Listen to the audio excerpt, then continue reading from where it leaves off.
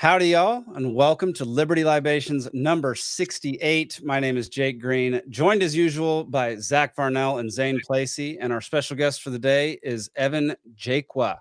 How you doing today, Evan? I'm doing just great. It's an honor to be on your show. I've been looking forward to this since we first made contact, and I'm looking forward to a very interesting discussion. Heck yeah. Can you give the folks out there a brief description of who you are and what you do? Yeah, well, I've had kind of an interesting life. I've lived around the world, different places. I actually got my master's degree in computer science in Japan and doing all my studies in Japanese. I've been spending most of the last 20 years in Peru and South America. I've also lived in China. And my original specialty was, engineering, especially in the computer science area, but I've moved to international business. And it's just been very interesting because it's given me a lot of different perspectives of different societies, different forms of government. Mm-hmm. And based on these different sources of inspiration, I started formulating the ideas for what I'm calling the Solutions Party. It's not actually an official party yet. Maybe someday it will be, but it's actually what I call the anti-political party, political party.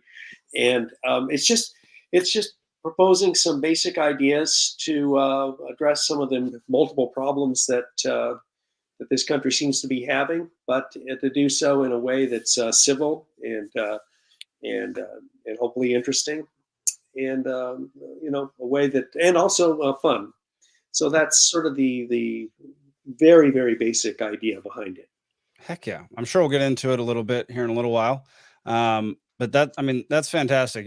We're the three of us are libertarians, so we have all sorts of novel ideas on how to fix the system. Yeah, well, that's great. That's what we need.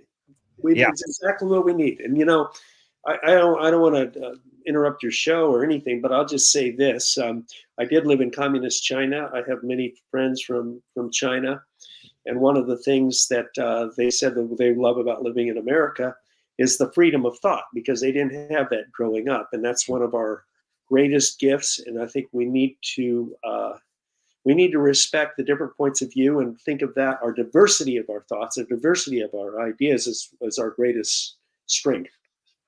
Nice. Yeah, I love it. I definitely feel like that has kind of gone by the wayside with the dominance of the two parties that are currently in control of everything.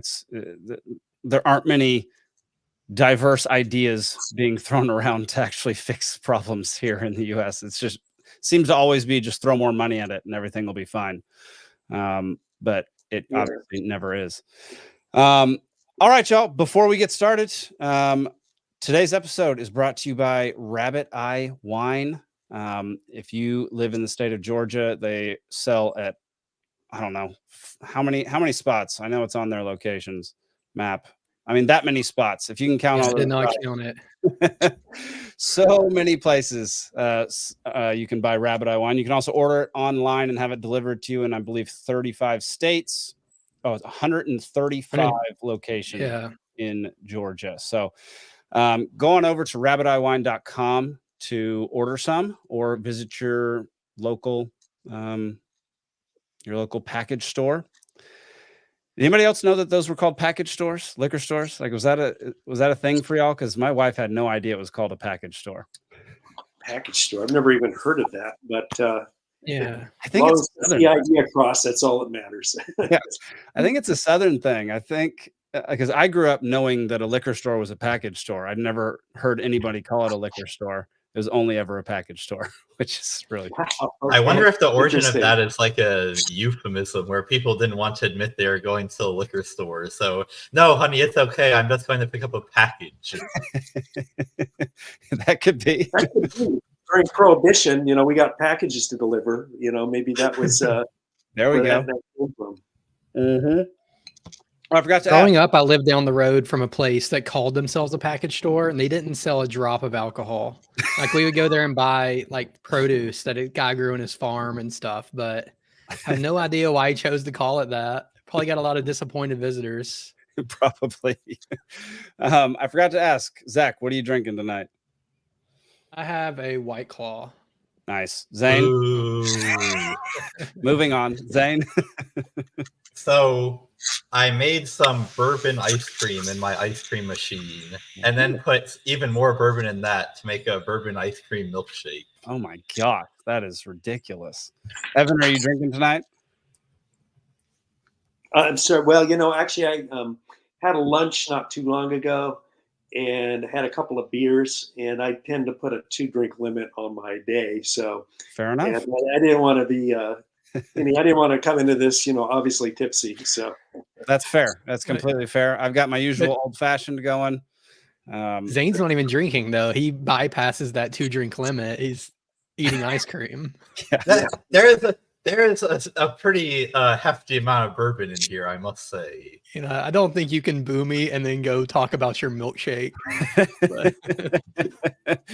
I think that eating your alcohol is a very unique way of getting drunk, Zane. So kudos to you. I'm an innovator. You are an innovator. That is for sure. All right, let's get to our first topic of the night. Let's go. Zach, do you have the articles pulled up? I accidentally unshared everything. Give me a second. Yeah, I saw that. I've got all right. First story of the night before we get to anything else. Yesterday was Ross Ulbricht's birthday. He is 40 years old now. He's been jailed since he was 29. He's serving a 2 times life sentence for creating a website where people could freely transact. That was his only crime. He was not convicted of anything else, and they gave him a double life sentence for it. And Libertarian Party and many, many people here in the States have been pushing very hard to get him released, get him pardoned by the president. It has not happened yet, obviously, but we still maintain hope that it will eventually be granted. So, yeah. I don't know. Anybody else got anything to say about Ross? I mean, I have to say that it's one of the biggest disappointments of the Trump presidency that he wasn't pardoned. And obviously not because it's the hugest thing that could have happened in terms of policy.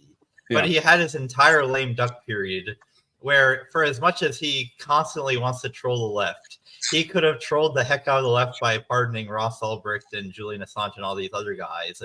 And yet he was either too stupid or just too up his own butt to do anything that could have accomplished anything. Yeah, I completely agree. Evan, are you familiar with Ross Ulbricht? No, actually I'm not. I just superficially, when I hear about it, now, of course, I feel got to be careful about talking about anything that I don't really know the details about, but this does sound exactly what happens in countries like China or Russia. Mm-hmm. If you cross a line that sounds pretty innocuous. Yeah, but, I'm very surprised to hear about that, and I'm interested to know more about it. Yeah, it's a very long story, but basically he developed this website called the Silk Road, where it was just a free transaction website. Like people were transacting a lot in Bitcoin, and but there was obviously a lot of illicit things happening on it too, because he wasn't what's the right word? Yeah, he wasn't monitoring anything. It was just a platform. It was like how social media was supposed to be at the beginning.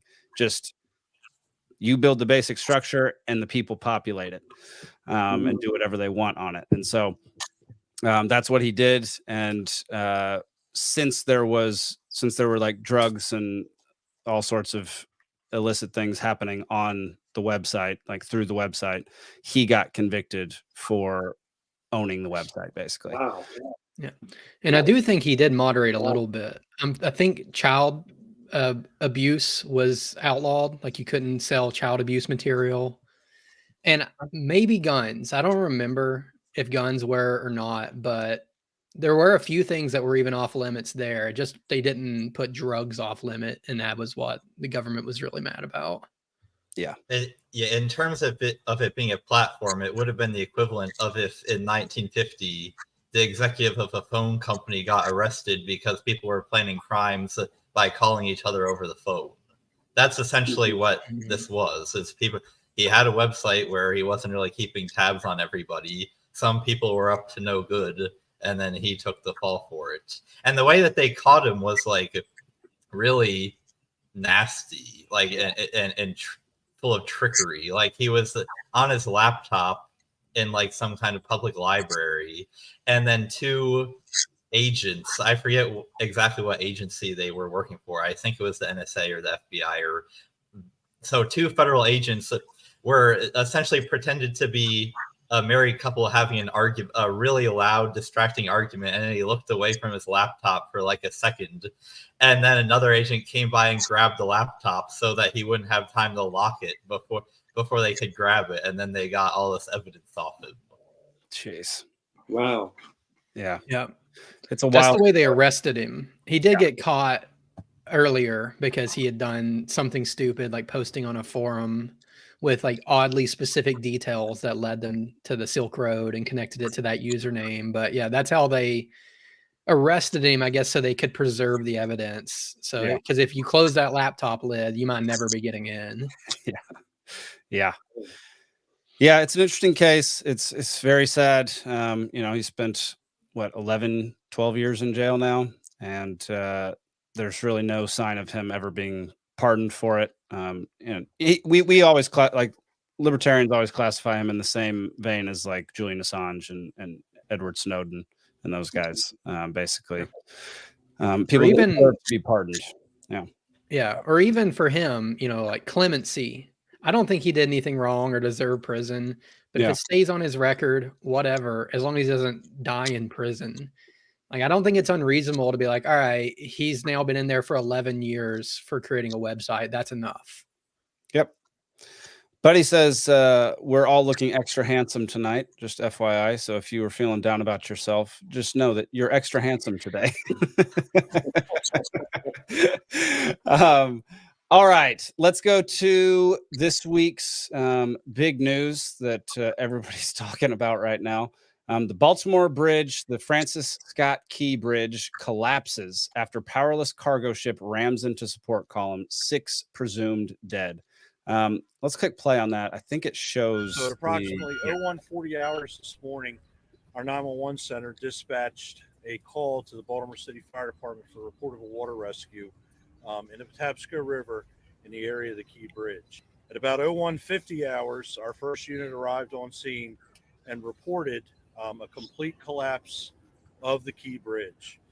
Personnel on board the ship were able to alert the Maryland Department of Transportation that they had lost control of their vessel, as you all know and reported. That is wild. As a result, local authorities were able to close the bridge to traffic before the bridge was struck, which undoubtedly saved lives. Those I've directed my team to move were- heaven and earth to reopen the port and rebuild the bridge as soon as humanly possible. It's my intention that the federal government will pay for the entire cost of reconstructing that bridge, and I expect the Congress to support my effort. This is no ordinary bridge. Do you want to keep going on No, that? Or? you can pause it, or you can Okay. go back to full screen. Okay. Yeah, so basically, Francis Scott Key Bridge collapses in Baltimore, and 8 people were on the bridge when it happened. They were all workers, basically filling potholes and fixing the street. They were all migrant workers. 6 of them have not been found. 2 of them were able to be rescued. So there's at least 6 people dead because of this bridge collapse. What was y'all's first thoughts? Did anybody immediately go to conspiracy or just to the sad side of it? Well, we don't have Stephen or Alden on tonight, so It's we're less likely to get that angle. Mm-hmm. Evan, what were your first thoughts on it? Well, I didn't think. The very first thought that occurs is that, well, gosh, was this on purpose? Was this intentional? That's the first question that comes to mind. But everything that I've seen, it just seems like an accident that was kind of waiting to happen. The bridge was obviously vulnerable. Yeah. There was no protection. Number one, there was no protection for those pillars, and number two, the ships that are going through now are many times larger than they were when the bridge was first constructed.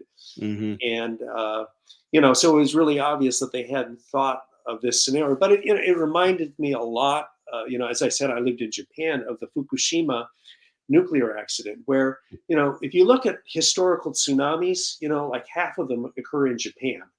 And so it was just a matter of time before a tsunami was going to hit the Fukushima nuclear plant. And they knew it was vulnerable, but they just sort of, played, well, it won't have, probably won't happen, but it did happen. And I think it's the exact same thinking here. They knew it was vulnerable, but they just sort of, thought, well, it won't happen in our lifetime, so we'll just forget about it. And I just think that this happens a lot. It happens way too much, and when it does happen, it's unimaginably disastrous. Yeah. Like what's going to happen with that port? It's going to be closed for a long time. People are going to have trouble commuting, which is going to disrupt many lives. Yeah. And it's something that could have been avoided, just like the Fukushima accident could have been avoided really simply if they just, put those backup generators in a watertight room instead of having them, in a basement that could be flooded. Yeah. So that was my first thought. Oh yeah, for sure. For sure. It reminds me like something about our crumbling infrastructure. It reminds me of all the like insane number of train accidents that happen every year.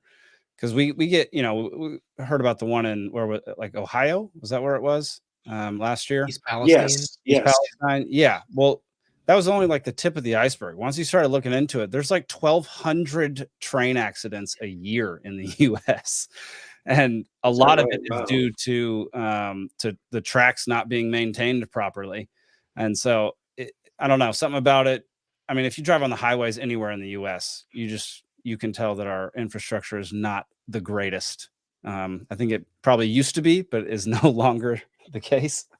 I think my favorite comment on a Instagram video I was watching of this happening was somebody said, another 100 billion to Ukraine should fix this right up. And the funniest thing about that is that, like, I'm sure it's not that we're not spending any money on infrastructure. Like, it seems like every year for my whole life, the president's going around, having infrastructure weeks and talking about how we need all this money for infrastructure. And Congress can't trip over themselves. They're tripping over themselves in order to give more and more funding. And it just feels like it's a big money pitch, with a lot of things that the government claims that, if we just spend even more money on this, then it'll finally be better. And I think it's one of those things where, because it's an extremely inefficient entity that's attempting to construct the infrastructure, that they're doomed to never really do it right. Yeah. I mean, it always feels like we're playing catch up. So I don't know how you ever actually catch up to things just decaying over time. And especially if you don't build it right the first time. I mean, just think about like how many things in the Roman world are still standing today. How many things in the US world are going to be standing in 1,000 years? Like very, very few, I would imagine. Yeah, the most surprising part to me was that they were filling potholes on the bridge. Like, that doesn't seem to be done at all here in Atlanta. It's just we live with those potholes forever now. We do live with those potholes forever. Like, once there, it's a landmark. That's exactly what I was thinking. I mean, when we talk about infrastructure, it's like no matter where you drive now, the roads just seem in really crappy shape, where they've got all these little Band-Aid solutions here and there for the potholes. But, it seems like the whole road needs to be resurfaced. Yeah. And then I fly in and out of LAX a lot. They've made some improvements, but it's pretty much kind of how it was when I was living there when I was a boy. They haven't done much. It's just it's an embarrassment. I had once I flew into LAX at 2 a.m. and I had a flight at 6 a.m. So I couldn't stay at a hotel, and I would have liked to have stayed at a someplace within the hotel, a sort of a transit lounge, and there was nothing. So I actually had to sleep outside at the ticket counter before the people came in. The airport employees came in. That was the only place to sleep. There was no place to sleep for somebody in my position. And I know every other airport I've gone to, like in Singapore or Tokyo, they've got these things called transit lounges where you can you can, catch a quick nap or something between flights. And it was just, I was out there exposed. I could have been, at that time, anybody could come into the airport. And so, yeah, it's just, that was the thing about the potholes on the bridge that sparked that. For sure. Yeah, Jake, I see you bringing up this very insightful commentator's comments about how the construction cost of infrastructure in the U.S. is crazy. He brought up the example of like $150 million elevator. There's the famous John Stossel video trying to figure out why a very small public restroom in Central Park costs $2 million to build. Right. And it's all the corruption with the contractors. It's all the having to deal with the unions where you've got to pay 10 guys to stand around while one guy actually does the work. Like my dad works in satellite engineering, so he's often like preparing sets that are about to be like filmed on the news. Yeah. And he hates doing it in New York because he and his crew know how to do everything, but they can't do anything. They have to pay this huge union crew to do everything that they would rather just do themselves, and the costs are ridiculous. And there's all, with infrastructure in particular, it's all these, environmental impact reports that you have to do, and to make sure that you're not gonna be endangering some obscure endangered species of frog by building this bridge. There's all this red tape that the money, the flow of money going in is not the issue. It's the lack of competition. Yes, that's the other thing too. Like if there's potholes on the road, it's not like you can be like, well, I'm gonna go to a competing road. There are no competing roads. And I mean, back when there actually were competing roads, like in the 17 and 1800s, starting in the UK, but the US had some private roads too. You would have these competing private road networks, and they were actually very good quality because there were real options, which meant that each road builder had to not waste all their money, unlike today. Well, if it's any consolation, I can tell you that this is not a U.S. only problem. I can give you one example. When I was living in Japan, outside of my apartment, every night for 2 years, they had a construction crew doing something. And I don't know what they were doing, but it was not a sort of project that would normally take 2 years. It probably could have taken 3 weeks. And they had half the guys or 3/4 of the guys just sitting around kind of watching the other guys maybe digging a little bit. But it was just obvious government made work. And so, like I say, this is, I think this is a common feature, and I say feature kind of facetiously, of governments around the world, making, spending money, burning money to hire people to basically sit around. Yeah. I mean, a great example of actually incentivizing people to work faster happened here in Atlanta. One of our overpasses burned down a couple of years ago. And the Atlanta government basically said, if whoever takes this contract can rebuild it within, I think it was 2 weeks or a month, we'll give you so-and-so extra dollars. They had that thing rebuilt almost instantly. It happened so quickly because they wanted that bonus incentive. I just say one of the things that I've tried to propose, or I've proposed on my blog, is we put an end, or we really rethink government employment, in particular, maybe putting a 5-year limit on government employment. Now, the idea behind this is that you prevent people from getting into that bureaucratic mentality where people work where people start aiming for the lowest common denominator. Yeah. The bureaucratic mentality, which I've seen in Peru, I've seen in Japan, this, you pretend to work and, waste a lot of time and completely inefficient. So we put a 5-year limit on it, and we give them incentives to come up with ways to save money. So if they find a way to save money, they get a percentage of whatever savings that their idea is going to help implement. So we get away from this idea of, oh gosh, it's coming to the end of the year. We've got this money. We've got to spend this money or we're going to lose the budget type of thing. We want to turn that on its head. We want to give, and we want to open these up to, recent grads, people who are looking for their first job and who have creative, interesting ideas, and they don't have some long-term vested interest, bureaucratic vested interest in their long-term career. And so that's why I think that we should try to limit government employment. And some people might say, well, gosh, don't we want experienced government employees? Some of these jobs require lots of experience. And I say, well, if a job requires years and years of experience, I think we need to rethink the job.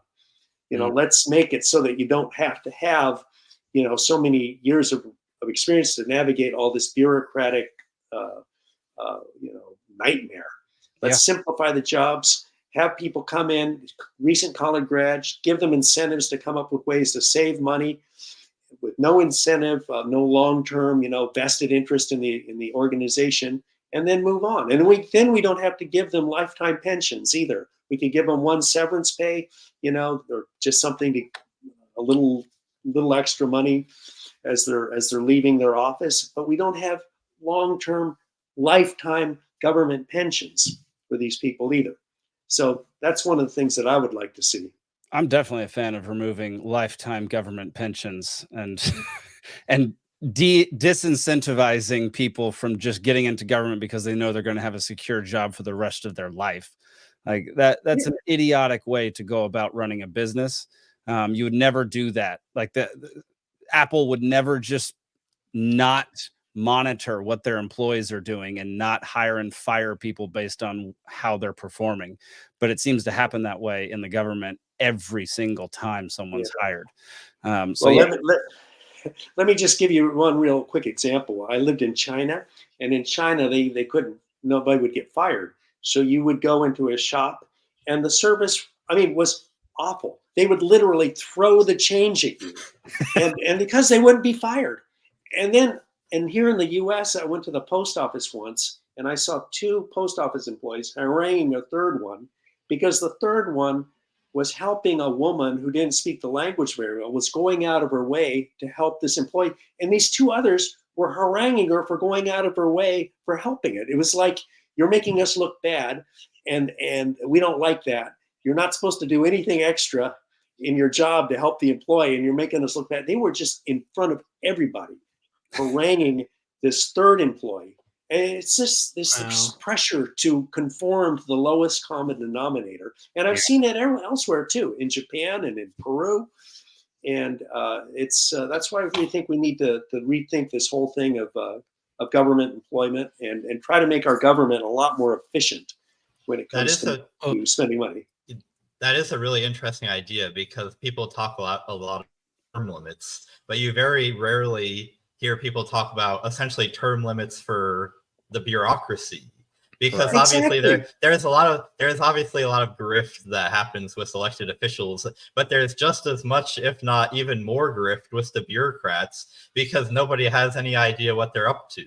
And we've seen time and time again that they act in ways that they do favors for all their friends in the industry, like the U.S. Forest. I forget if it's the U.S. Forest Service or whoever, the Department of Interior or who's ever in charge of like the logging rights.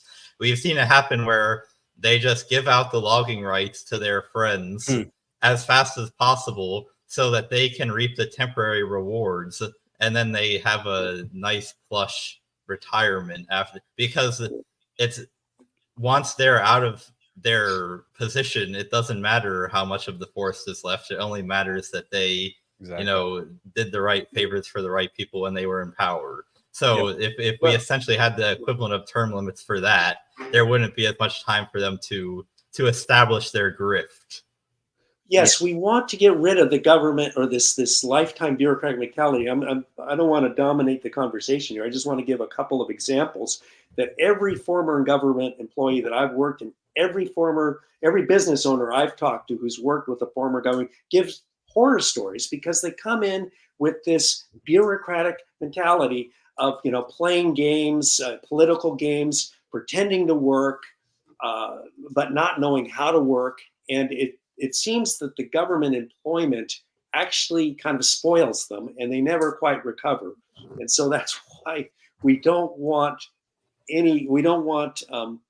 people to develop that. That's why I think we want to put a 5-year limit on government employee. You get in there, you learn, how to work, you give us ideas to make things more efficient, and then you move on. Yeah.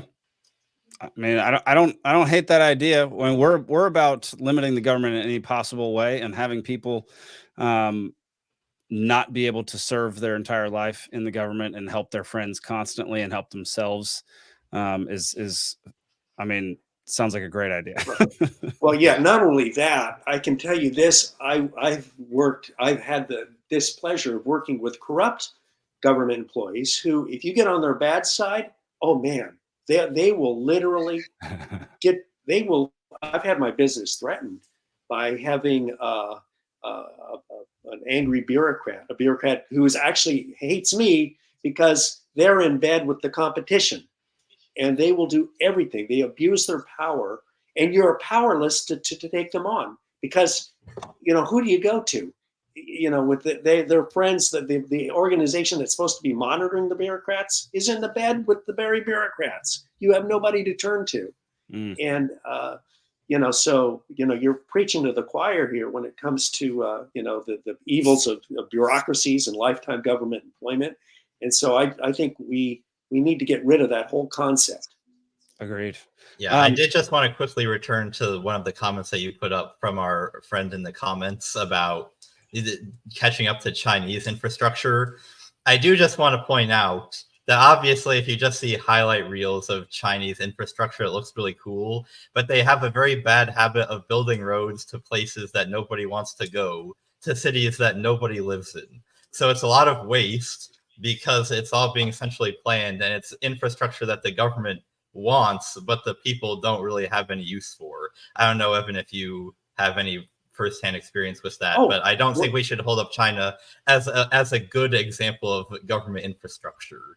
Agreed. No, I sure hope I didn't give that impression that I. No, I was responding to one of our commentators. Okay. No, but actually, yes, it's it's again where they're just making these infrastructure projects to make work, but they don't really serve any purpose. Mm-hmm. And useless make government work programs. I mean, whether we're talking about infrastructure or whether we're talking about defense, every dollar has to be thought of as a sacred national resource. And if you waste that, that should be thought of as a form of treason. I mean, for every dollar, I mean, that sounds extreme, and I'm sorry if that does sound extreme, but sounds fine to me. When you talk about like what's going on with the Pentagon, where they were just dumping all sorts of money with no accountability, and people are these defense companies, they just spend, and the bureaucrat, or not the bureaucrats, the politicians, they think that sending blank checks to the Pentagon, which is just another government bureaucracy, is good for their campaign, but it's not good for the strength of the country. What's good for the strength of the country is spending money efficiently and getting the best bang for the buck. And when you're just sending all sorts of money that could be used to reduce our taxes, to give kids scholarships to schools, or to, well, let's just say build useful infrastructure, that is what it should be for. Every dollar needs to be thought of as a precious natural resource. And so, government waste has to be thought of as something that's quite treacherous. Yes, I'll completely agree with that. Real quick, we've strayed far from the bridge collapse conspiracies. Sorry about that. No, it's all good. I'm happy with tangents on this show, where we go down some weird tangents sometimes. So it's all good. That one was actually pretty closely related. That was it's all kind of related. That was a great. This is the most reasonable discussion we've ever had in the history of this podcast. It's because, Evan, I don't know if you never watched the show, two of our guys really hit on the conspiracy theories, and they're obsessed with them for the most part. I mean, they bring up great points every time, but we definitely go down some crazy rabbit holes sometimes. Speaking of, Here is a video talking about the black box on the ship that hit the bridge. It was provided to the NTSB upon our arrival. Approximately 6 hours of VDR data was provided to the NTSB. The recording included the time period from midnight to 6 a.m. By regulation, the VDR is required to record 30 days of history, and the NTSB is continuing to obtain more data. The times expressed below, as recorded by the VDR and converted to local Eastern Daylight Time. All information is preliminary and subject to final validation. The VDR data is comprised of audio from the ship's bridge, as well as recordings from the ship's VHF or very high frequency radios. The quality of that audio varies widely because of the high levels of background noise and alarms. Additional analysis will be performed at the NTSB's lab to filter out the audio and improve its quality. Additionally, the VDR recorded limited sensor data. An example of that data recorded includes the ship's speed, engine RPM, ship's heading, and rudder angle, as well as some alarm information. NTSB engineers are working to identify and validate all of that data. The VDR recorded the ship's departure from Seagirt Marine Terminal at approximately 12:39. It recorded the ship's transit outbound in the Fort McHenry Channel and the striking of the Francis Scott Key Bridge. By 1:07, the ship had entered the channel, and by 1:24, the ship was underway on a true heading of approximately 141 in the Fort McHenry Channel at a speed of over ground of approximately 8 knots or 9.2 miles per hour. This guy needs to read. At 01:24 and 59 seconds, numerous audible alarms were recorded on the ship's bridge audio. About the same time, VDR sensor data ceased recording. However, the VDR audio continued to record using the redundant power source. At around 01:26 and 2 seconds, the VDR resumed recording sensor data, and during this time, there were steering commands and rudder orders recorded on the audio. At around 01:26 and 39 seconds, the ship's pilot made a general VHF radio call for tugs in the vicinity to assist. About this time, the Pilot Association dispatcher phoned the MDTA duty officer regarding the blackout. Around 01:27 and 4 seconds, the pilot ordered the Dally to drop the port anchor and ordered additional steering commands. Around 1:27 and 25 seconds, Are we going the to pilot issued a radio call. I don't know if we're gonna watch that whole thing. Basically, the thing people are saying is there were 2 minutes prior to the crash that were just gone, which some blame on the fact that the power kept going out on the ship, but some say that, as with the audio recording, it's supposed to have a redundant power system so that it can continue recording whatever is happening with all the commands and the rudder and the steering and all that kind of stuff. So I don't know. This just has been propelling conspiracy theories, basically saying that someone turned it off for 2 minutes to do something nefarious and then turned it back on 2 minutes later. So I've watched more episodes of air disasters than I care to admit.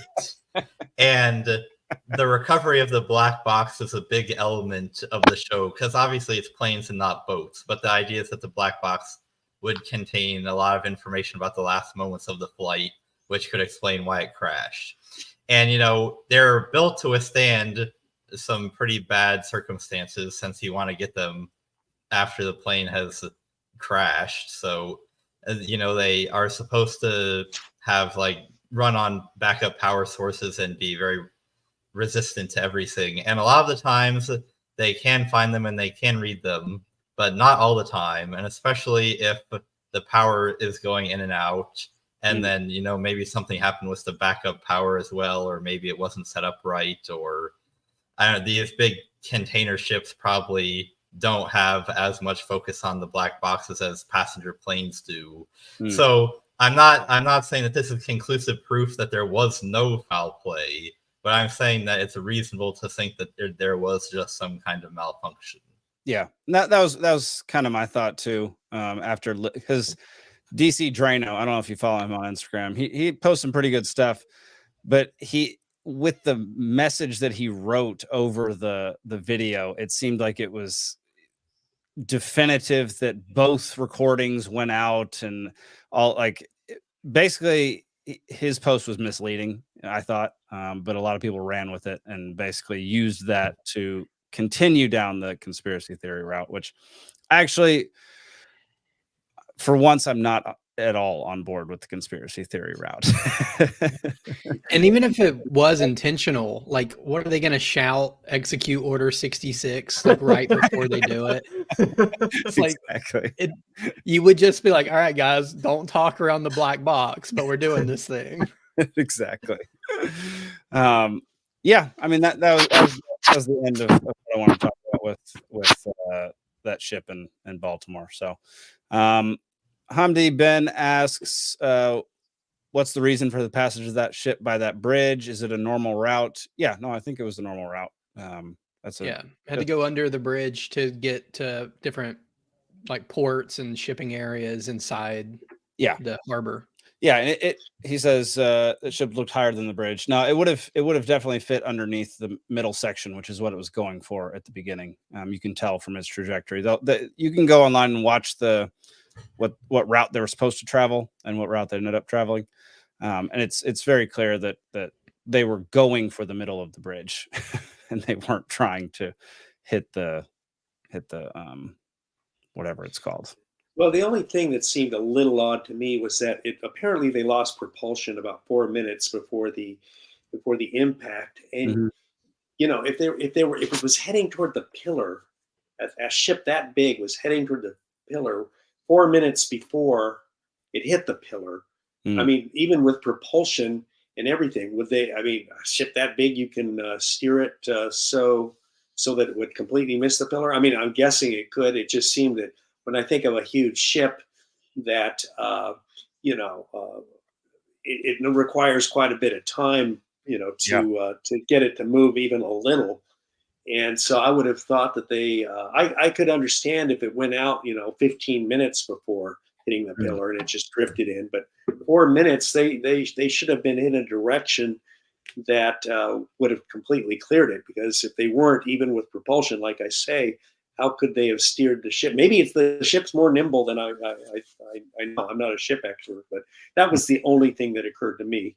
Yeah, it did kind of look like it made a hard turn at one point. And I'm not sure if that was based on the fact that when the power went out, the current affected it, or just something nefarious happened on board, or just a malfunction. Like, I don't the really current, know. The current. I mean, that's such a huge ship. Unless we were talking about an immensely powerful current, it would. I mean, that's just it's such mass that it would take a lot of energy to move that ship significantly, even with a strong current. But I mean, I don't know. Like I say, I give them the benefit of the doubt. I don't buy into that there was something behind this, and if it was obvious that 4 minutes before impact, it was off course, even with the propulsion, then that would have been obviously quite shocking. Yeah. But again, I was a little surprised that just 4 minutes prior to the impact, when it had propulsion, it was still heading right toward the pillar. Yeah. So yeah, it's a weird one, and we'll see what happens in the next couple of weeks. I'm sure more data will come out and we'll get to reanalyze things. But for now, let's go on to our next topic. Zach, let's watch the first few minutes. One more thing to add, that if anybody does want to explore the conspiracy theory angle a little bit more, check out my episode with Brad Binkley on the Propaganda Report. I was just on his show. And unfortunately, I had to be the Fed. I didn't believe that it was a cyber attack. That's no fun. I want to go on his show and just go down the rabbit hole with him. But fair enough. Yeah, Zach Varnell abandoned us and went on Freedom Act Radio. went on a propaganda report with Brad Binkley. It was a good episode. I very much enjoyed it. Yeah, I would highly recommend y'all go watch it, go listen to it. It's a good episode. Wow, this is really a crossover extravaganza. Binkley's on our show, you're on his show. It's pretty great. I love it. When do I get to go on another show? You know, when you get asked, Zane, and when I give you permission, that's when. All right, let's go to the next one. So RFK picked his VP candidate this week. Her name is Nicole Shanahan. She's a tech CEO, used to be married to Sergey Brin. This is the first, we're just going to listen to the first 2 minutes or so of her speech at the announcement party. So here you go. Hi, everybody. I'm not hearing anything. And thank you so much I for am. being We're here hearing you today. Oh, okay. It is so good to be here in Oakland. This city will always have a special place in my heart. You know, I grew up just a few miles from this very spot. My mother, who's standing right there with her phone up, she immigrated here from Guangzhou, China. And my late father was an Irish and German American. I want to tell you a little bit fewer about my cheers. childhood so you can understand the source of my politics and convictions. My mother's first job when she came to the United States in 1983 was as a live-in caretaker to an elderly woman here at Lake Merritt. By the time I was born, she worked as a dental office secretary. My father loved my brother and I dearly, but he was very troubled, plagued by substance abuse, and he struggled to keep a job. From watching my father and his struggles, I learned not to be judgmental. He was doing the best he could. I think of him when I see the statistics of the millions of Americans who are addicted, depressed, or suffering. This is one of the epidemics of our time. It affects nearly every American family. I wish my experience was unusual, but it's not. It has become part of my determination to do something for our country.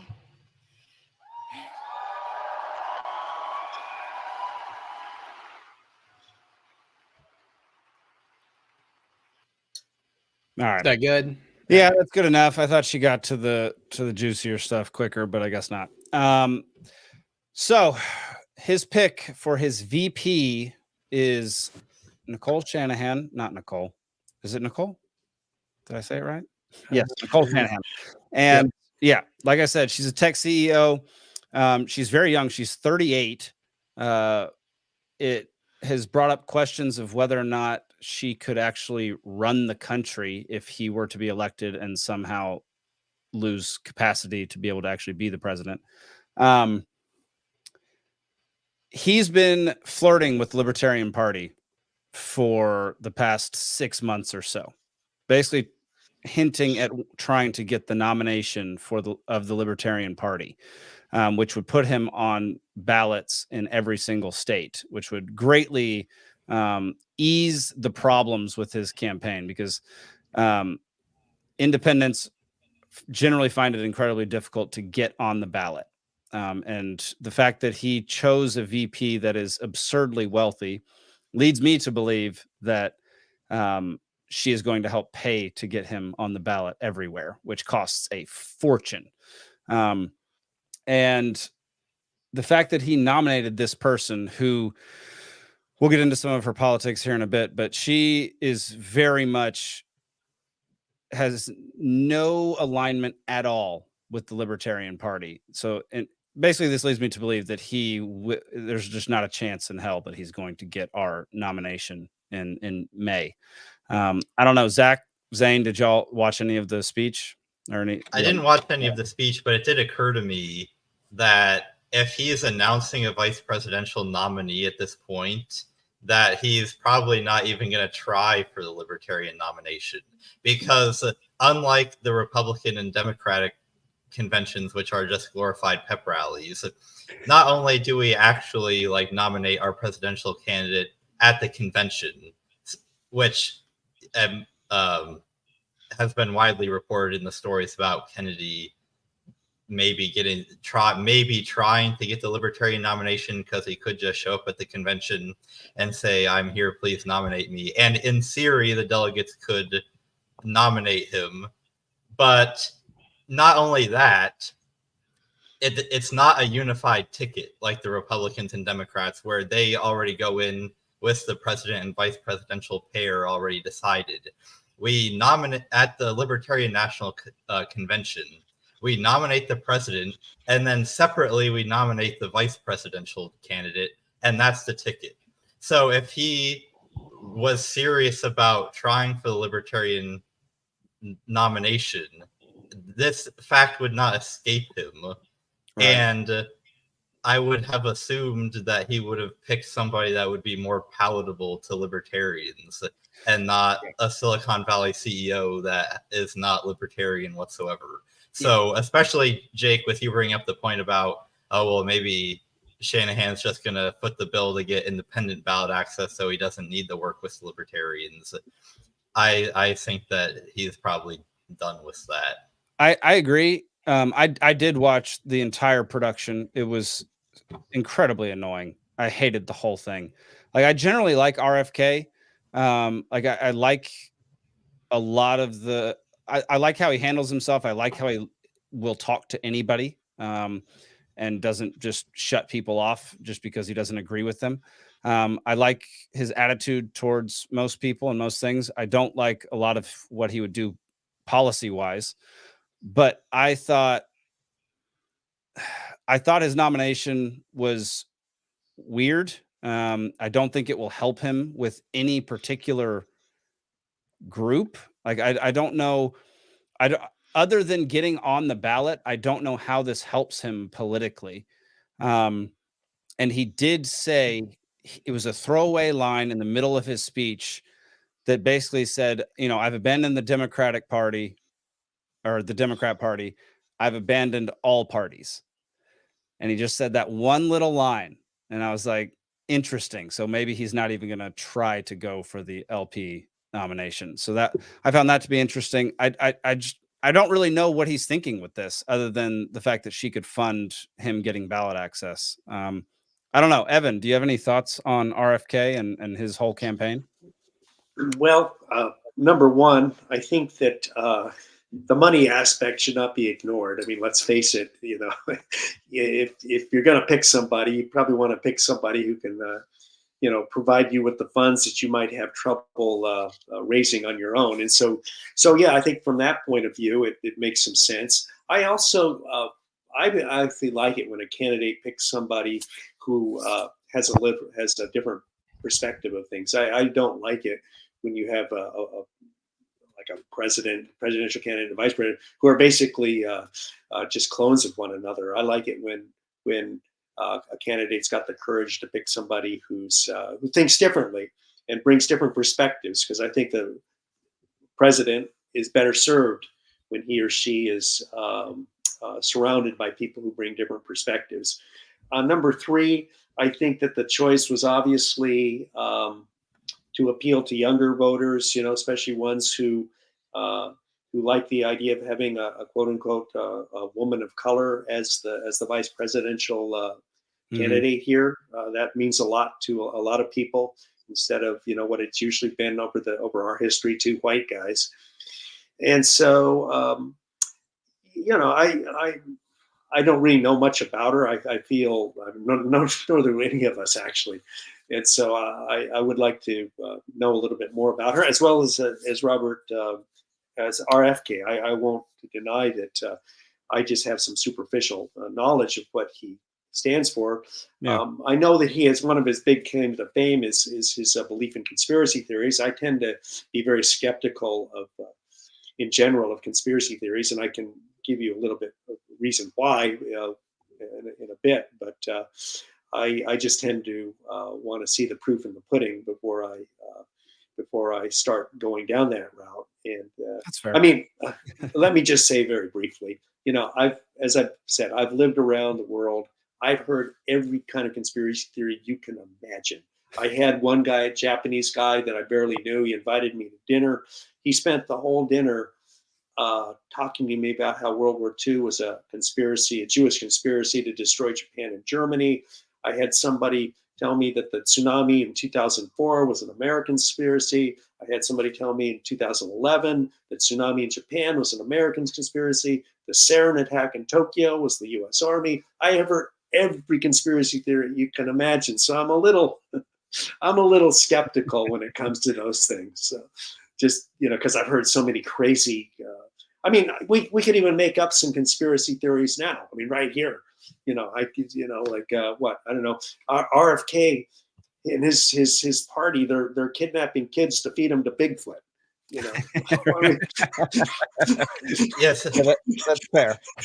so I definitely share your requirement of some evidence for these series. I think the reason why more and more people, and especially libertarians, start getting weird and really don't like it when we are accused of believing in conspiracy theories is it's essentially a thought terminating cliche where somebody can just say, oh, that's a conspiracy theory, and then that's just the end of discussion, no matter how much evidence you actually have.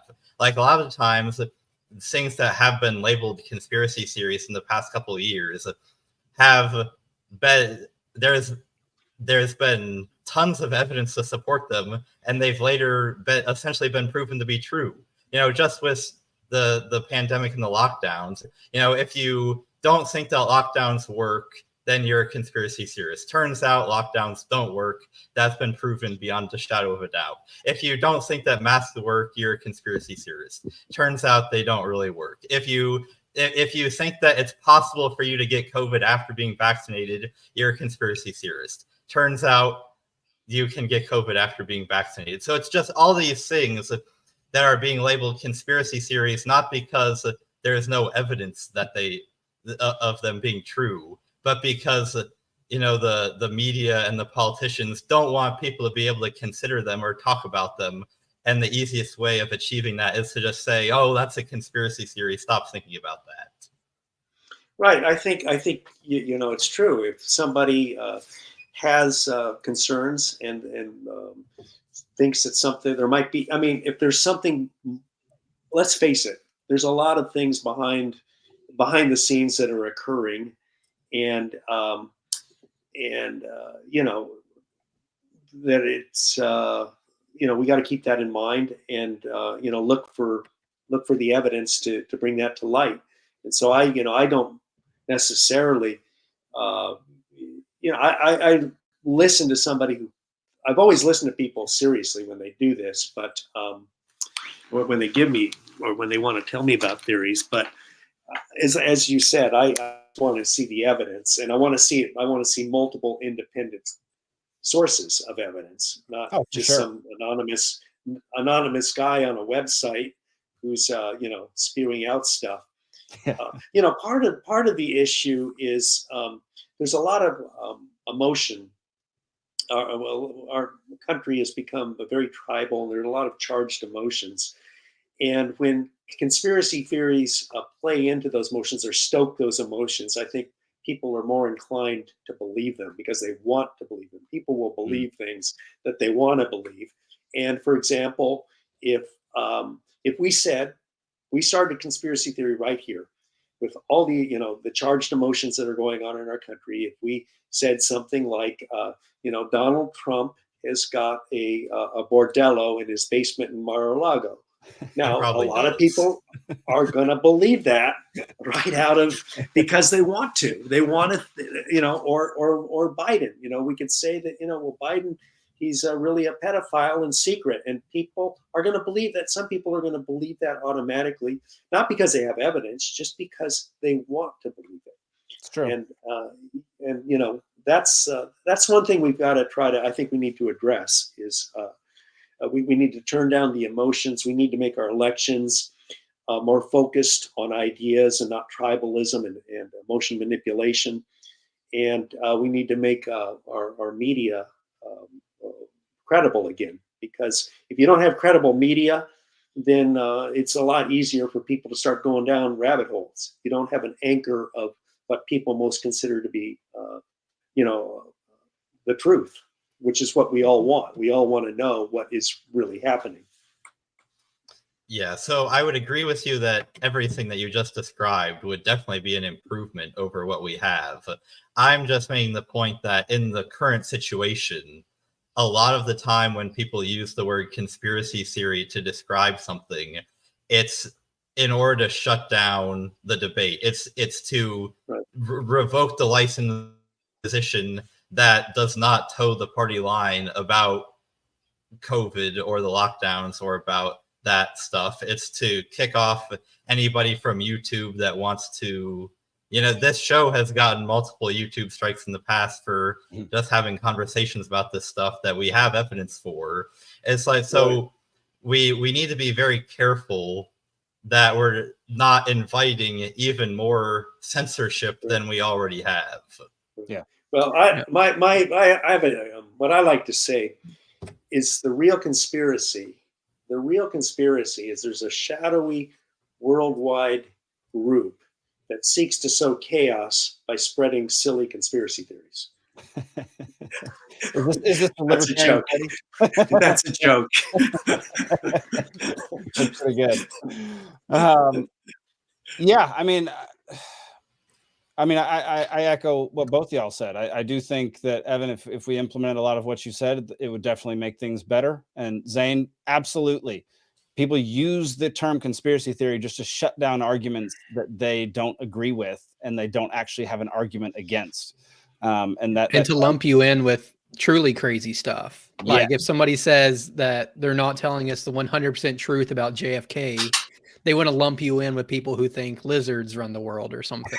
So right, exactly. Yeah, here's something that a lot of people don't know, which is that the phrase conspiracy theory itself was popularized by the CIA that wanted to discredit people that were looking into the actual things that they were doing, like the Tuskegee experiment and MK Ultra and all that.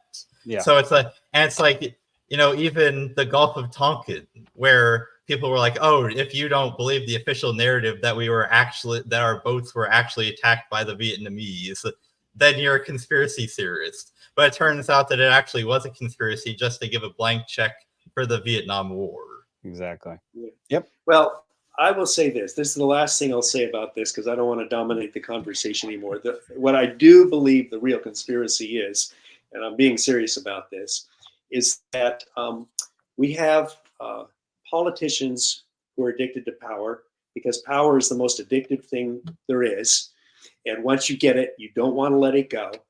And you have special interests that are greedy, and they want to keep their business model and protect their business model and use government to do that. And so you have this symbiotic relationship between these special interests, greedy special interests who put their own profits ahead of the good of society, and these politicians who put their own political careers and their partisan interests ahead of the country. And that is, for quote unquote, any better way to put it, that's what I think the real conspiracy is. And that's what we need to break in order to have our government work for us again, instead of being what I call it, the special interest enabling organization.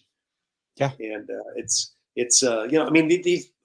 power is shown to be addictive, and I think the proof is in the pudding. I mean, that's why the Syrian dictator will dump barrel bombs on innocent civilians. That's why the North Korean dictator sends families to gruesome prison camps. This is why Putin kills his political opponents, and this is why our politicians will say anything and do anything to stay in power, because it's addictive. As John Boehner, the representative, the House of former Speaker of the House, he said, you give people a little power and it completely changes them. And it's just like any addiction. Somebody gets addicted to alcohol, they completely change. Addicted to gambling, they completely change. Somebody gets addicted to drugs, they completely change. And the same thing happens with power. And so I think the first step we need to do is to make it impossible for our politicians to get addicted to power. And that's why we have to have a one-term limit. That's my feeling on this. The Where trick there is is no getting chance. the trick trick is is, getting I'm the sorry. power addicted politicians to vote term limits onto themselves. Well, that's why you've got to get people who are going to run for office who commit to changing, who commit to staying in there only one term, and who commit to bringing about a change so that that's codified. Yeah, that it's a long battle. That's a long road. I like the long-term idea of it, because it takes a long time to change a country this big. So I think it would take a very long time for that to actually happen, to get enough influence with any party that isn't the Democrats or Republicans in order to make that actually happen. But I do think that it is actually feasible in the long term. I just think it would. But take much yeah, longer. I don't agree. I actually disagree with it. I think change can come about quickly because I think people in this country are so sick and tired of what they're seeing that I think the country is actually ripe for change. And I think that if people buy into this idea that our problem is our power addicted politicians and their the relations with their re-election enabling special interests, I think there's a good chance that change can come about a lot more quickly than you might think. Yeah, I think. Okay. I'm just a lot more optimistic because I think people are just absolutely sick and tired and rightfully so of what they're seeing right now. It's just disgusting. Yeah, you could be right, and I'm fine with an optimistic viewpoint, and I think it's very helpful because if everybody was like me, we'd be in a very pessimistic place a lot of the time. So, Well, if everybody was like you, we'd live in a libertarian utopia. So. oh my gosh, how delightful would that be? I mean, maybe Anyway, if power is the most addictive thing, then maybe Jake would just be awful too. Maybe Like getting people in. I agree that getting people in to vote for term limits would be like only hit the crack pipe once. Yeah. Like, people might say they're going to do it, but when they actually get in there and get addicted to crack, who knows?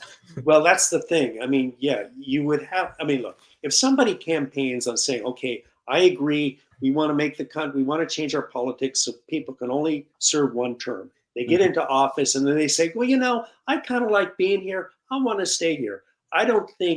I think that would be such a violation of what they had promised to do that people wouldn't reelect them. We put you in there specifically. We put you in there specifically for you to make this change and for you to say, "Well, I'm against reelection, except when it comes to me." I mean, that's BS. Get the hell out. Put somebody in there who really means it. There we go. It's like if Jake, the doctor, had to prescribe to you a very addictive medicine, what would be the way to keep from getting you addicted? Well, you give the pills very limited amount and spread apart, and that's what you have to do with political power. You give it to it in limited segments, and anybody who's in office, the idea is that they can't use their present office to even run for another office. They have to wait 2 years before they can run for another office, but they can never run for the same office again because we want them concentrating on doing the job, not on advancing their political career. Yeah. And I'd say you also have to go in knowing that you're going into a potentially addictive scenario. Exactly. And warn yourself that you're not going to get into that. Just like if you had to take pain pills for your back or something. Yeah, I mean, exactly. You have to surround yourself with good people as well. Like, so for like an example, here in Georgia, our friend Shane Hazel ran for governor. If Shane won the governorship back in 2022, none of us would have let him run all over it and abuse his power because he surrounded himself with extremely devout libertarian thinkers who would be very happy to confront him in any way, shape, and form. And so, like, surrounding yourself with good people is a fantastic way to stop that from happening, or at least hedge your bets from that happening. Yeah. Well, I can tell you this also. I told you earlier that I have a 2-drink limit. Well, one of the reasons is because we have so much alcoholism in my family. So I might be genetically predisposed to becoming an alcoholic. But Why am I not an alcoholic? Because I'm aware of the danger, and I take care to not go down that path. When you're aware that you are susceptible to an addiction, then that's the first step to avoiding it. Yeah. There we go. So, yeah, I would agree that with you, Evan, that the people are sick and tired in general, but I do not think that they'd in general be capable of articulating what they're sick and tired of, and that they can just be propagandized by whatever politician is already in power into believing whatever the politician wants. I mean, just the first example that I can think of is how the Biden White House would desperately want everybody to believe that inflation is the result of greedy corporations. Obviously, if you know any economics, that doesn't make any sense at all. But most people don't know very much economics and don't think deeply about the issues except to listen to whatever politician that they like. And I guess I'm just very skeptical that we can even rely on the people to put good people in power. And especially when, the system we have attracts the worst people, the people that most desperately want to rule over the rest of society.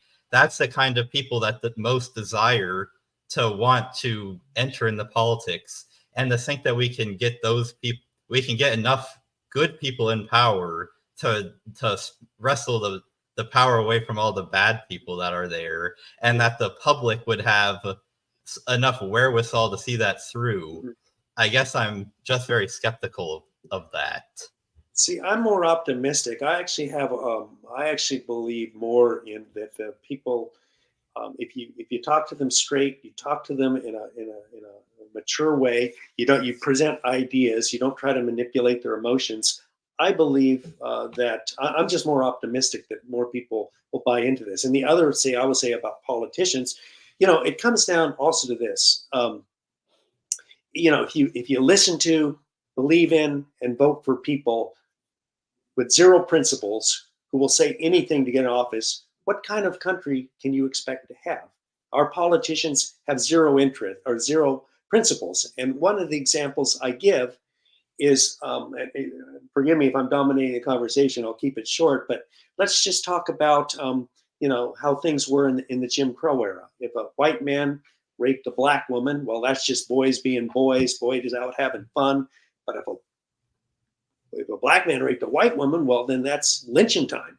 Okay, so same crime, the only difference is the color of the perpetrator and the victim. Well, this is exactly what happens with our politicians. Our politicians, their point of view changes completely if you just change the names of the people involved or change the names of the parties involved. It's true. And if this whole principle of equality under the law applies across the board, when you have to focus on the action, not on the person. And when you start focusing on the person, then you just go, the whole the foundation of civilization crumbles, because laws can then be weaponized to go against certain types of people. You have to focus on the action that was committed. And so, unfortunately, our politicians don't do that. Our politicians, if a Democrat does it, and I'm a Democrat, and a Democrat does it, it's no big deal. But if a Republican does it, it's crime of the century, and vice versa. And it shouldn't be that way. These are people with zero principles who will say anything to stay in power. Completely agree with that. Which is why, like, I understand when you were saying, like, you like that RFK chose somebody who has a different outlook on things and a different background, and different ideas. I do think the one thing that you should, like, if you're going to pick a VP, they need to align with you on principles, because principles are everything. I mean, exactly what you're saying. Like, if you don't have principles, if you don't live by a certain code, then you don't stand for anything.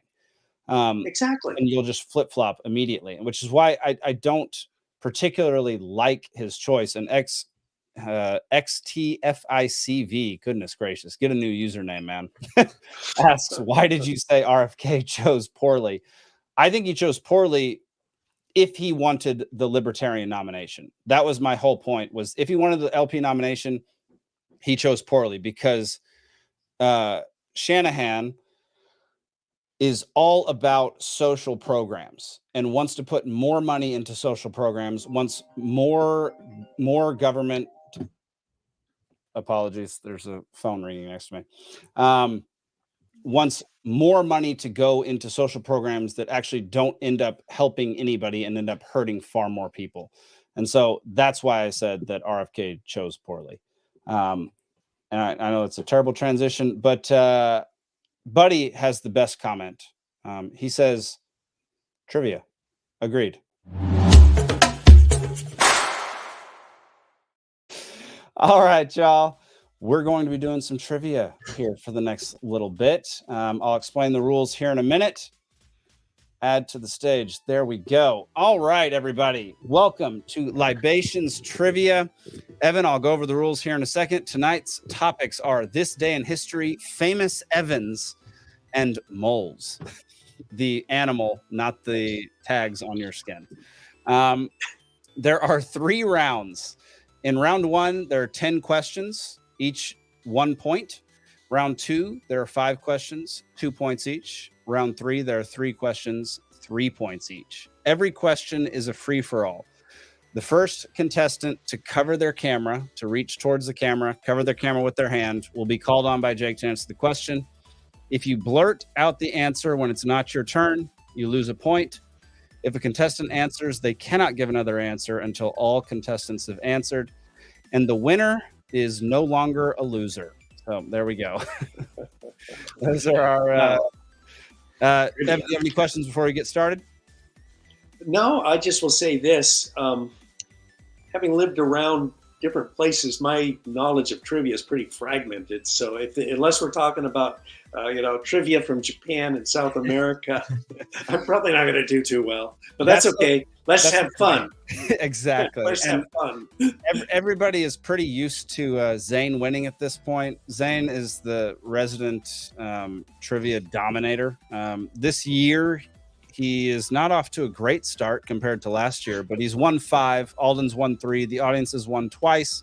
Zach has won once. Nick has won once. Steve has won no times. And our guest, we haven't had very many guests, but our guest has won 0 times as well. I don't see your name on there, by the way. I don't participate, so I'm not on it. I'm just the host. I got it. Okay. Yeah. In order to answer the question, just reach towards the camera, and I'll call on you. Okay. All right. Let's do this. Question number 1. On this day in 1979, what disaster took place? Zane. 3 Mile Island. Gosh. Off to a great start, Zane. 3 Mile Island is correct. Goodness gracious, that was so fast. Okay. Question number 2. On this day in 1969, what president died of old age? Zane, goodness gracious, man. Oh, I thought it was going to be the president that was in office, but obviously that's not true. So, Truman. Incorrect. Evan. Eisenhower. Eisenhower is correct. Bravo. Here we go. All right. Question number 3. On this day in 1939, which European Civil War ended? Zane. The Spanish Civil War. Spanish Civil War is correct. Bravo. All right. Question number 4. On this day in 1915, Leon Thrasher, a 31-year-old mining engineer, died on a submarine during World War I. What was significant about his death? Zane. Was it the first death in a submarine? Incorrect. In World War I. Incorrect. Any other guesses? This is a tough one. Just FYI, this is a hard one. I'll repeat the question. On this day in 1915, Leon Thrasher, a 31-year-old mining engineer, died on a submarine during World War I. What was significant about his death?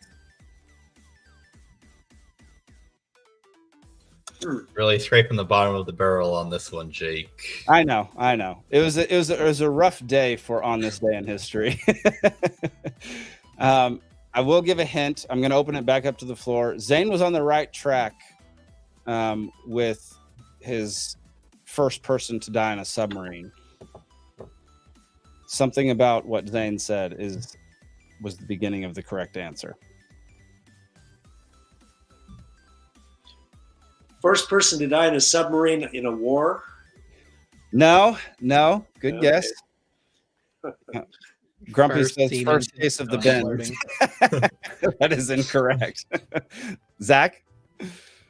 I was just gonna guess based on Zane's. Let's see. First seaman to die in the war. I don't know. That didn't sound right, but I'm going to give it to you, Zach. It's the first American to die in World War One. Oh. I was gonna go with that maybe, but I'm like, really, I avoid too crazy of things in case it's very wrong. I don't want to look that stupid, so I narrow it down. Zach, you're already on this show. You already look that stupid. All right. Question number 5. On this day in 1984, the Colts moved to Indianapolis from which city? Zane. Baltimore. Man, I can't believe you knew that. Whoops. My mom is from Cleveland, so she still hates the Ravens to this day. She doesn't even root for the Browns. All the only NFL rooting interest she has is against the Ravens. That's hilarious. I mean, I get it. I don't really care much for the Ravens either, but I would never just root against them nonstop. All right. Question number 6. On this day in 1930, what major European city was renamed to its present day title? Zane. St. Petersburg. Incorrect. Zach. Istanbul.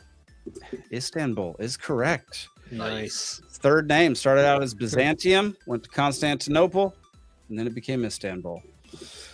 All right. Question number 7. On this day in 1854, France and England declared war on what country? Zane, goodness gracious, Russia. man. Gosh, how do you know these things so The quick? Crimean War. The charge of you just gave the wrong person the Shut- point, by the way. But it's the charge of the Light Brigade. Into the Valley of Death rode the 300. I know it. Dude, my That's brother just and more I, things you know. my brother and I wrote an entire pilot script based off of that poem because it's so freaking awesome. It never got bought. No one ever decided to buy it, so we're still poor. Shows set in Russia seem to be still- big right now. What did you Are say? you still Zach? shopping it around? We're still shopping it around. Yeah, it's a good script. Maybe NATO would take you up on it. I feel like they probably do produce movies. On this day in 1963, which film was released directed by Alfred Hitchcock? Zane. Vertigo. Incorrect. Zach. Rope. No. Evan. The Birds? The Birds is correct. All Nice. right. I just guessed. I didn't know. That's all I ever do. Most of trivia is just people guessing other than Zane. It's pretty much him knowing. If you can get there quicker than him and just put out a guess, then sometimes that works. That's what Alden does. That's Yeah. why he beats me so often. I swear it's because he just puts his hand up right when the question starts before he even knows what the question is. He has strategy, and he actually You do knows that the too. answer a lot of the time. So, all right. Question number 9. On this day in 1910, French innovator Henri Fabre took off in his plane for the first time. What was significant about his plane? Zach. It was built in France. I don't know. Incorrect. Zane. It was the first plane to fly more than a mile. No, but you're on the right track. Evan, you got a guess? Yeah, I would guess that. It.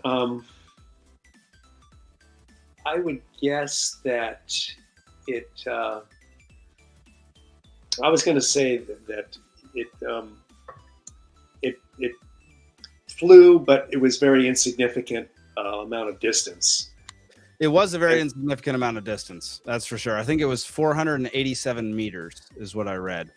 But that is not the correct answer. Zach, you got a guess? No, that completely blows my guess. I was gonna guess It was something insane. I know. So- It's the first one that have GPS. Incorrect. Zane. I think this is wrong because I know that the Wright brothers had a plane crash in which somebody died, but maybe that was after 1910. So I'll say it was the first fatal plane crash. Incorrect. I'm going to give you all another hint. It is the method in which this plane took off that makes it significant. Zach. From flat ground. Incorrect. Zane. Was it the first seaplane? Took off from water. It was the first seaplane. Yeah. That's a crazy one. All right. Question number 10. Final question of round 1. On this day in 1584, what famous Russian czar died? Zane. Ivan the Terrible. Oh my gosh. It's just ridiculous. Wow. Man. That is so impressive. All right. After one round, Zane has 6, Zach and Evan have 2, audience has 0. Sorry, audience, you're not doing well tonight. Second round is in honor of our guest tonight. We're talking about famous Evans. So here we go. Wow. Question number 1. Who co-founded Twitter? I'll give you a hint if no one has any idea. Zach. Jack Dorsey. No, I mean- Evan Smith. Oh yeah, there's no. I forgot the category. Oops. Good guess. Good guess, Evan. But that is incorrect. You got it half right. Zane. Evan Dorsey. Zach. I didn't mean to call in. I don't know another Evan. Okay. The hint is it's also a brand of bourbon.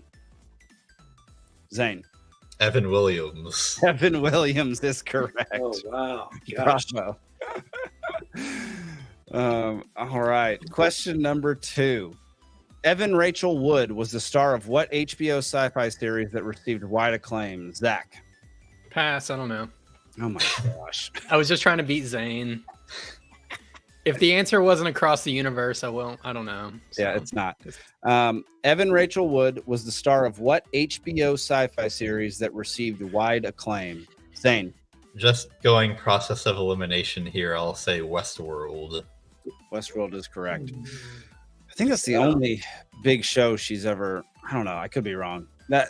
And to be clear, only the first season got wide acclaim. The second and third seasons were utter garbage television. So I was in the middle of watching it, and then they took it off of Max. Yeah, So I've never seen it. Was so bad.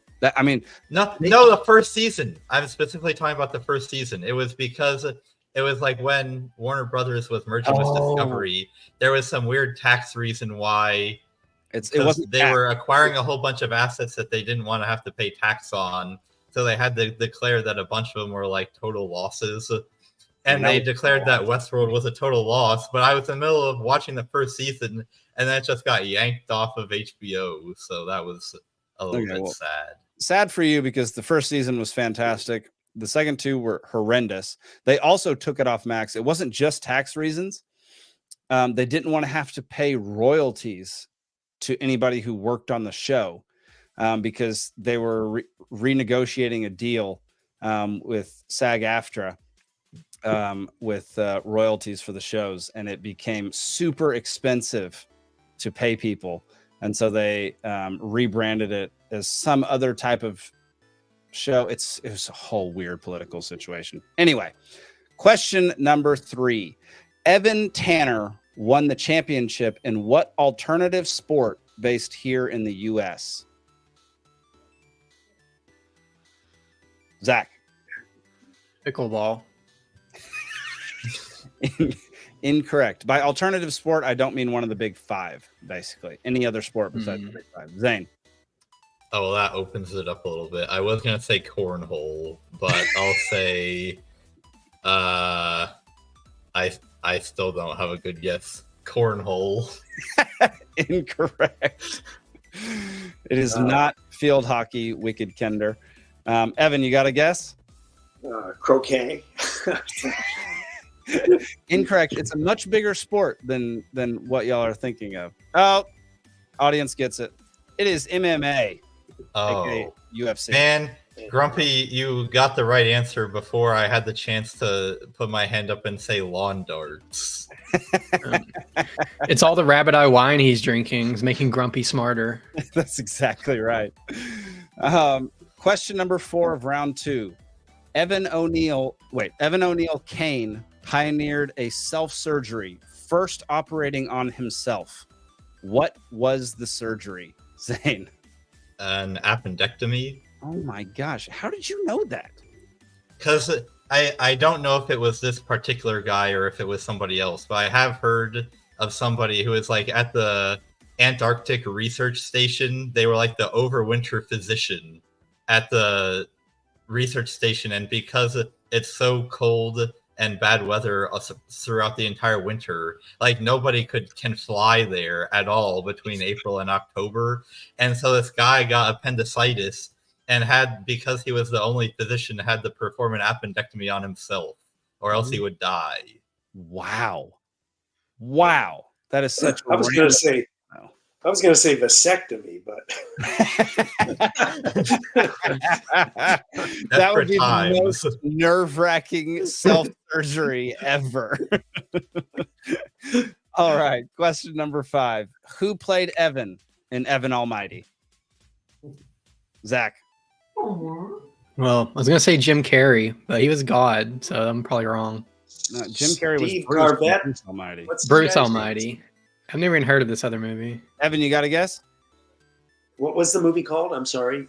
Evan What's Almighty. it? Was that like Steve? What's his name? Was his first name Steve? At least. I'm gonna give it to you. Steve Carell is the correct Yeah, answer. Steve Carell. I knew it was Steve C with something, but I couldn't remember. Heck Okay. yeah. And the audience came in just after to get it all Well, right. let me just think here. If I get all of these right, then I could beat Zane. Technically Because I can speaking, get possibly 9 points here. So you are correct. this is like it's like the fourth quarter. I'm down by 3 touchdowns. Here's how Bernie could still. I'm not going to win. be Patrick Mahoyne here. All right, here we go. Round number 3. What is the only continent where you won't find moles in the wild? Zane. Antarctica.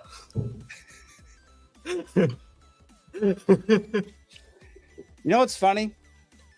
I'm not sure, y'all. I'm not sure.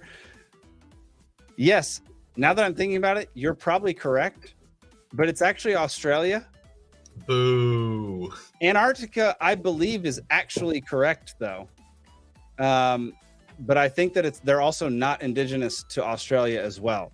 I don't really know how to score this one. It's easy. Well- Give me 3 points. Oh, you both guessed it, but you both guessed the Hold answer that I on. didn't have. Never mind. Well, okay. I mean, honestly, if Australia is the answer, well, there would be 2 answers because obviously there are not going to be moles on Antarctica. Yeah, you're so right. I mean- I didn't even think twice about that question because I completely forgot. It's easy to forget about. That's my bad, y'all. You can mean, blame that on me. I mean, that would be You know- weird if there were moles in Antarctica. You think, what are these white moles that Seriously. bury themselves into the ice like igloos or something? I mean, I guess anyway. you could, if you thought penguins were moles, then maybe you could get away with it. But yeah, I mean, I'm not giving anyone points for that one. Sorry, Zane. Oh, man, Yeah, I that means know. I'm out of the running. Gosh, Yeah, but- darn. Well, It's we generally might as well just end it here. He's won. It's like, it's like the top of the 9th. The home team is ahead, and so Grumpy says It's the okay. Yeti moles, which I don't like the sound of that.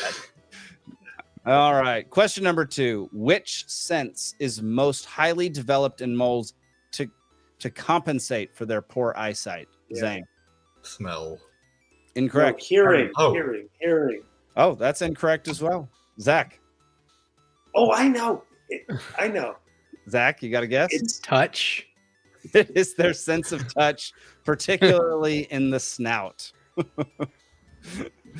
I was gonna make a Sixth Sense joke, but then I'm like, well, I might actually be able to get this one. And Fair enough. no, I should actually know this because I used to work on a ranch and I had to shoot moles because they were causing a lot of problems. And I had to sneak up on them. Well, you had to sneak up when they were building their little mound because I had thought it's because they could hear, but now that you mentioned it, yeah, it's because my uncle told me they could actually feel the vibrations from like a cat walking by. Yep. And so I should have remembered that. It wasn't the hearing; it was they could sense.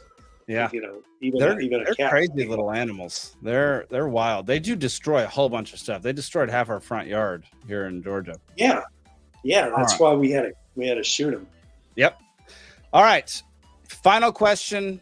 It's a numbers question, which means everybody gets to guess. Closest one to it gets the points. What is the average lifespan of a mole? I'm going to start with Zane.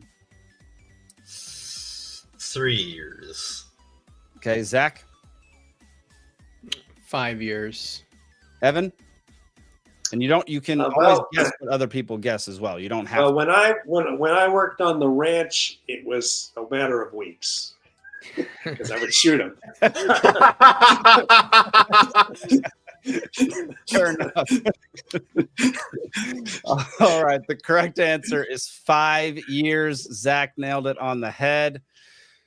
Nice. All right. Yeah, but I have a complaint about this game. You got to have a fourth category with 50 points so that somebody can come from behind. That's true. We got the sort of the moonshot, the right. Hail Mary. I'll take that under advisement. But in the meantime,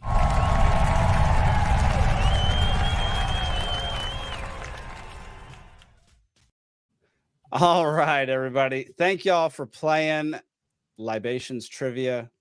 We always love doing that. It's a fun game. Evan, thanks for participating in that, man. That was fun.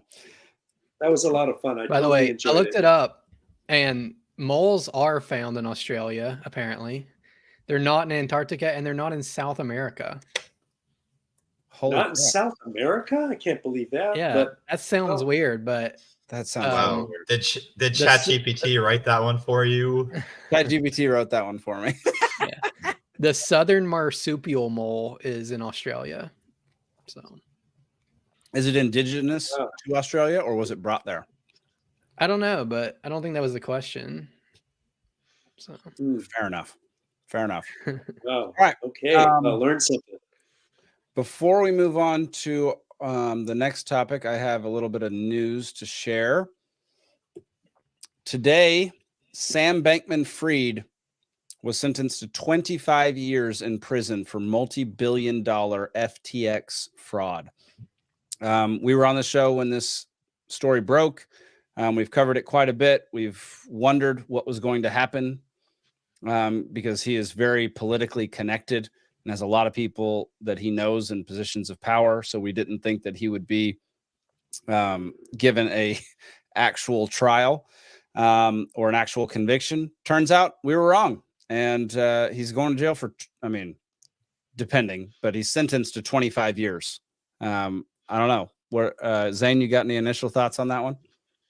Yeah, it's more than you would think. Like, I know there was I heard some people speculating that it was kind of a setup where in order to bring about more demand for regulation on crypto, where they'd kind of set this guy up to have a big fall and then everybody would get really mad at him. And then that would allow kind of the Fed or the Treasury to enact more crypto regulations. And then, but Bankman-Fried would get away without a lot of punishment because he kind of would have been in on it. Right. It kind of seems like this is the death blow to that theory, because unless they had some really serious blackmail on him, I don't think I'd want to get involved in a scheme where I'd be going away for 25 years. Right.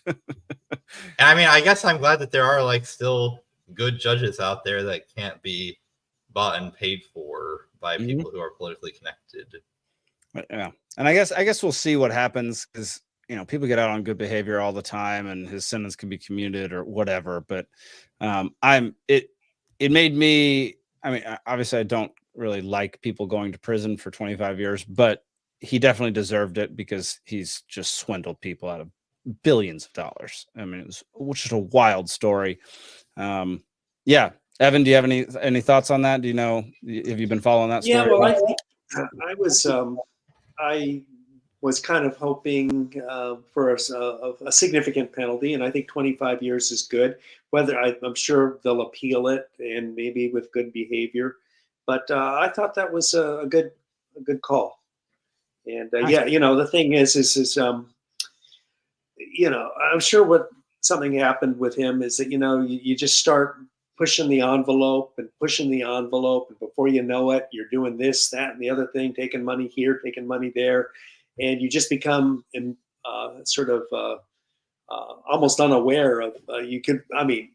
Maybe that's being too generous, but people usually don't start off immediately bad. They start off little by little by little by little, and it becomes bigger and bigger and bigger. And I'm guessing that's probably what happened here. He started getting greedy and sloppy, and the results speak for themselves. Yeah, that's fair. Yeah, I mean I didn't want to dwell on this topic for too long, but yeah, I'm very happy with the verdict. I think it's exactly what was needed because he screwed over a whole bunch of people. And I mean, to be fair, a lot of those people didn't do any research at all into what they were investing in. And if you'd have done any research into it, you'd have realized how crappy that product was. But he still swindled a whole bunch of people and just stole their money and sent a bunch of it into politics, into Ukraine, which came back somehow to the Democratic Party, which is just a wild circulation of money. It's just one of the weirdest stories ever. Before we move on, Grumpy wanted me to announce the Spike Cohen David Hogg debate. Yeah, here we go. Spike Cohen versus David Hogg on gun control in America, April 10th at 6 p.m. Eastern at Dartmouth College.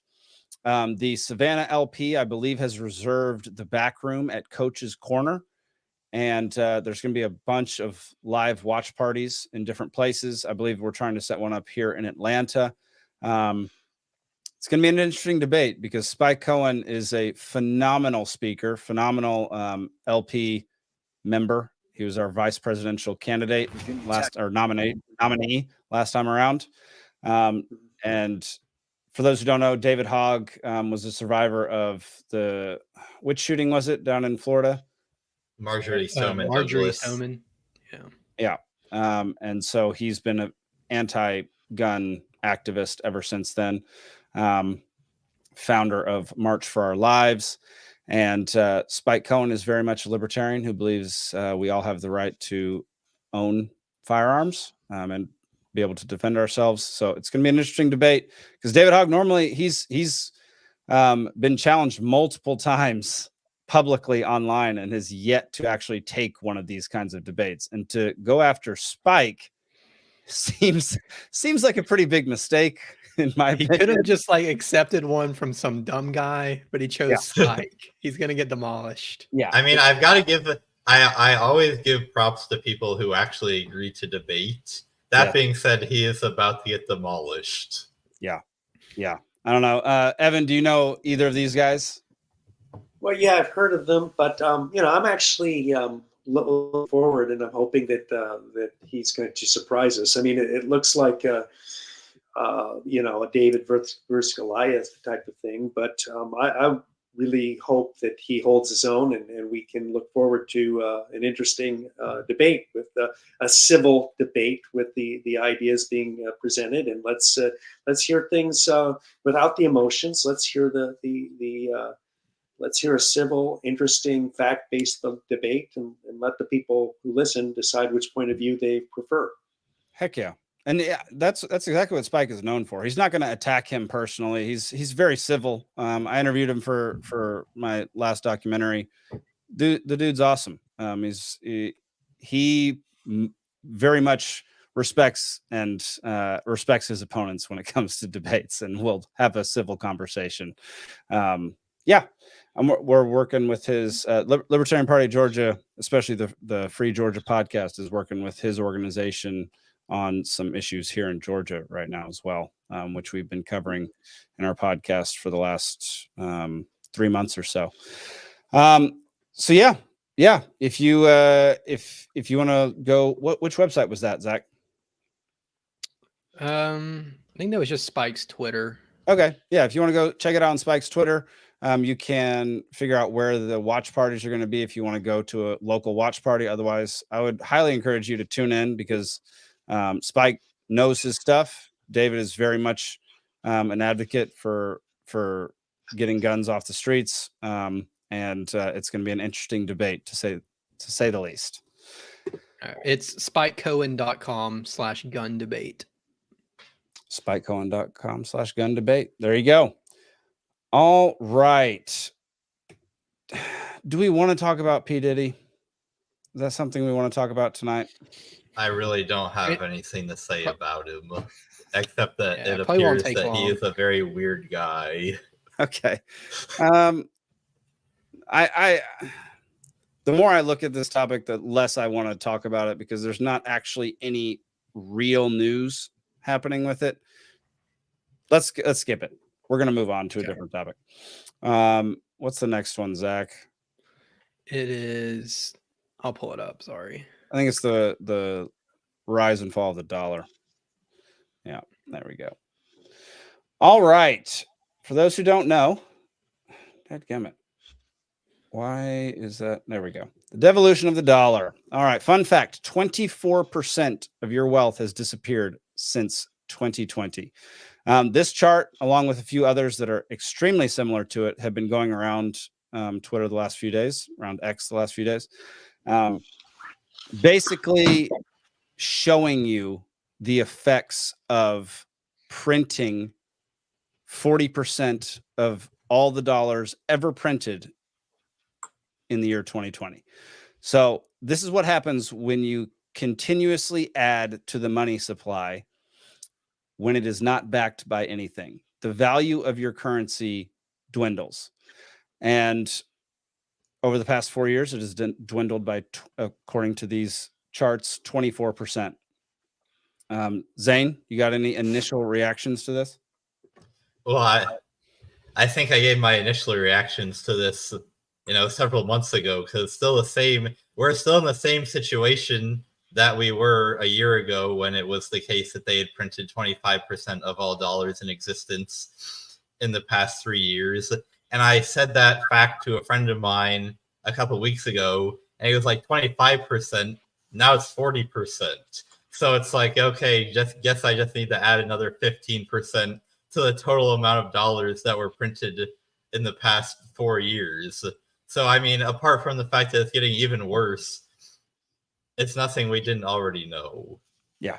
Yeah. Well, the only thing I would just chip in with is that I don't think there are any white hats here. I mean, this it looks like we're concentrating on just the Biden administration here, but I don't think there's no white hats when it comes to this. It's been sickening how we this deficit spending and as printing money, but it's something that both parties have been guilty of for decades. And we have this staggering national debt that, somebody's going to have to deal with, probably our kids and grandkids. And, I think we got to, recognize that it's a problem with both parties, and that it's something that we have to, seriously address. Yeah, every presidential administration since like the 60s has spent more than all of the administrations before them combined. Think about that. That's so crazy, man. Yeah, it's definitely not just a Biden thing. Like Trump started with printing a massive amount of money in 2020. So it's definitely not just a Biden thing. He's been printing a crap load as well. But Well, yeah, and then all these unpaid tax cuts. I mean, who doesn't like the idea of tax cuts? That's great, but if you're going to do tax cuts, you've got to also cut the spending. You can't just cut tax, cut taxes and then keep spending there's the same revenue coming in. Correct. Yeah, this is a point that a friend of the show and my friend Suhas makes a lot, which is that the true measurement of the government's burden on society is actually not how much it taxes, it's how much it spends. Because government spending is actually what hoovers up real resources out of everybody else's life. Like, imagine a thought experiment in which the government taxed everybody at 50%, but then just threw all the money in the garbage. I mean, everybody would have 50% fewer pieces of paper, but everyone's real wealth would not be changed. Whereas if the government decides to print up a bunch of money and then spends that on, billion-dollar fighter plane projects and huge social programs and a bunch of other stuff that they like to spend money on, that's what actually causes everybody else to have to consume less and have a lower standard of living. Correct, because there's more money in the supply. There's more money that's going around in circulation. I think the other thing that's important, very briefly, is that there is no such thing as a free lunch. When you print out money, that's got to be tied in the final analysis to something of value. And for example, this free money is going out to buy things like gasoline and like food, and so in other words, it's going to be taxing resources in a real way. This money doesn't just appear and there's no consequences for it. It actually does have to be tied to something real in the world, in our society. It's backed up by something, and that's going to cause prices to increase and fuel inflation. Absolutely. And this is what I've been saying for very long. I mean, we can bring up the second chart too, which shows the currency in circulation and the purchasing power of the dollar, which kind of just shows the exact effect that we've been talking about for basically since the inception of this show. The main thing that I love to talk about and that I love to learn about is economics, specifically Bitcoin, but also the effects of the Federal Reserve. And this is a perfect graph of exactly what happens when you print money that's based on nothing. As more money comes into circulation, the value of all that money goes down over time. This is exactly what has happened over the last, this is just since 1971, but it has been this way since 1913. And you can look at other charts that show very similar things to this, which is why I say, put your money in Bitcoin. Well, money only has value because it's limited in quantity. And if you make it unlimited money, it's going to have zero value. You're darn right. I mean, look at Zimbabwe, or look at Germany after World War I, when they would have 10 trillion francs to buy a loaf of bread. Yeah. I mean, so many good comments on this. Grumpy says it's ridiculous how much we're spending in just interest on the loans. 100%. Wicked Kender says, when was the last time you bought literally anything for less than $1? That is such a good point. Like, you can't even get like a pack of gum for less than $1 anymore. It's wild. He said, I think even those souvenir pennies at like tourist stops, you have to put in 4 quarters plus the penny. Exactly. And then you get your penny out. That's pretty great. Yeah, when I give homeless people $1 now, I feel cheap. I'm like, sorry, man. I wish it was more. Right? But... Wicked Kender also says, can we just get a bill that is helicopter dropping pallets of cash? Oh, man. Yeah, I just basically bring this up any chance I get. Whenever I see it trending on X, which obviously it trends for me more than most people because I'm obsessed with Bitcoin. So anything that is related to economics trends on my Twitter far more than other people's. So. Well, just think if you had a neighbor who was racking up tens of thousands, hundreds of $1,000s of credit card bills, and said he was going to send the bills to his kids and grandkids. You'd think, God, this guy is just disgusting. And this is exactly what we're doing now. We're using credit cards and we're sending the bill. We're basically going to be sending the bill to our descendants. And that's a terrible thing to do. Yes, it is. Absolutely. Taxation without representation. Like those people, half the people that are going to have to pay for this haven't even been born yet. Right. They have no voice in it. Yeah, it's wild. It's crazy. All right. The next thing we're going to bring up, Zach, I just sent it to you in the private chat. This is crazy. There's been a push for the act of pedophilia and the people known as pedophiles to have a different acronym or a different name called minor attracted persons. The artist formerly known as pedophile. The artist formerly known as pedophile. There you go.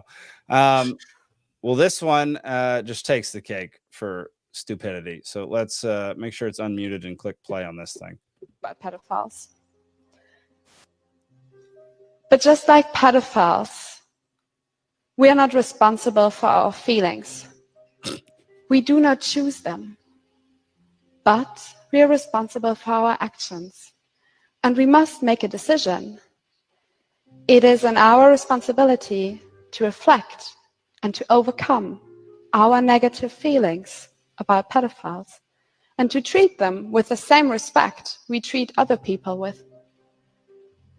We should accept that pedophiles are people who have not chosen their sexuality and who, unlike most of us, will never be able to live it out freely if they want to lead an upright life. We should accept that pedophilia is a sexual preference. Yes, from an emotional point of view, I can kind of understand that you would want to eliminate these people from society. However, it doesn't make sense. And that's because we're talking about biology. We're talking about a sexual orientation, something that we simply cannot change. And on top of that, every day, new people are born with the same difficulty. So it's not practical to eliminate these people from society. They haven't done anything wrong. All right, you can pause it, Zach. All right, so leave it up on screen for a second. Invisible Prepper posted this on Instagram. It says, pedophiles have done nothing wrong. He then says, gaslight the opposition, normalize it, decriminalize it, promote it, celebrate it. And he's obviously not a fan of this. He's just telling you exactly what their playbook is. And this is what happens. Like this is how they get things through. They start out by trying to normalize something that is not okay behavior, that is not good for any society anywhere on earth to have grown humans abusing children. It's absolutely insane that they're trying to make this a sexual preference, a sexual orientation. It makes absolutely no sense. I don't know. It enraged me. I don't know. That's like saying Jeffrey Dahmer, he's born the way he is, and we just have to accept that he has a preference for human flesh. What point do we, draw the line here? Yeah, completely agree. That's very good an analogy. Yeah, Zane, what do you got? So, as with some of this stuff, there is, if you look deep enough, a kernel of truth here surrounded by a bunch of madness, which is if we do want to treat this issue with a great amount of humanity for other people, I can accept that there would be people that, for whatever reason, have these attractions, and having them is not the same as acting on them. Right. And people that have them we need to make it so that like they can go to therapy and get that worked out. And it's about it's about like actions, Yeah. and it's not say obvious, and obviously it would be clear that the actions are completely unacceptable, but to just acknowledge a reality that some people have attractions that are not acceptable, but that they can't really, to some extent, control. Right. But the other thing is here, this is obviously the thin end of the wedge, because they're saying now we need to acknowledge this, which I think actually they sort of have a point. But 5 years from now, they're going to come back and say, no, actually, pedophilia is great, and we should just allow them to do whatever they want. Exactly. And so obviously that's really bad. But I think that they have a little bit of a point on that issue. But the problem is, again, this is obviously meant to lead to normalization, as you already see with all the pedophilic stuff that people are already doing. To worry that that information about them is going to be made public. But if they are caught with child pornography, or if they are caught with doing something perverse with a child, then there should be severe consequences. But if they acknowledge the problem and seek help to control it, then they should be given their privacy and given what is needed to help them work through what we can only I can only describe as what I think is an illness, an obvious illness. I just can't put it any other way. I mean, look, I don't have any issues if with sexual preference, if two guys want to go and get married or whatever, that makes them happy. That's fine with me. Not that I can understand that, or I'm not oriented in that way, and it's incomprehensible for me, but if that's how they're oriented. But when it comes to kids, that's where, you draw the line. You just draw the line, because the kid is not in a physical state to be doing that sort of thing, nor do they even understand what is being done to them. And it's just, these kids who were abused. I mean, how many of them deal with the scars their whole life? Yep. And it's just, it's unforgivable. And, we got to, I think, have an atmosphere or a system in place where these people who feel these urges are strongly encouraged to get the therapy needed. But if they cross the line, then there are going to be very serious repercussions. Yeah, I think that's enough said. We do have one more segment before we get to our final little thing of the night. Here we go. I am not fucking drunk. Well, 19th through blue. Every pretty girl deserves to go to a ball. This is everything about it's a clam. I love it. I gotta be honest with you, I feel like I'm a little bit too drunk to stand up. On Wiedersehen, asshole. I'm drunk right now. All right. So it is time for our drunkard of the week. This week was a shockingly easy choice. Some might criticize it, but we're just going to watch this short little video real quick, and you'll see why. This is our people performing for Kamala Harris down in Puerto Rico as she's coming out of a meeting. She's clapping along. She's loving the music. What she doesn't realize at the time, and her translator is translating this to her right now, is that these people are mocking her and basically trolling her, basically asking her, why did she come here? Why is she in Puerto Rico? Are you going to talk about the tax laws here? Are you going to... the exact lyric are, we want to know, Kamala, what did you come here for? We want to know, Kamala, we want to see. You're going to talk about lost... We want to be free to do what we want to do. Yeah. We want to get loaded. Yeah. And we want to have a good time.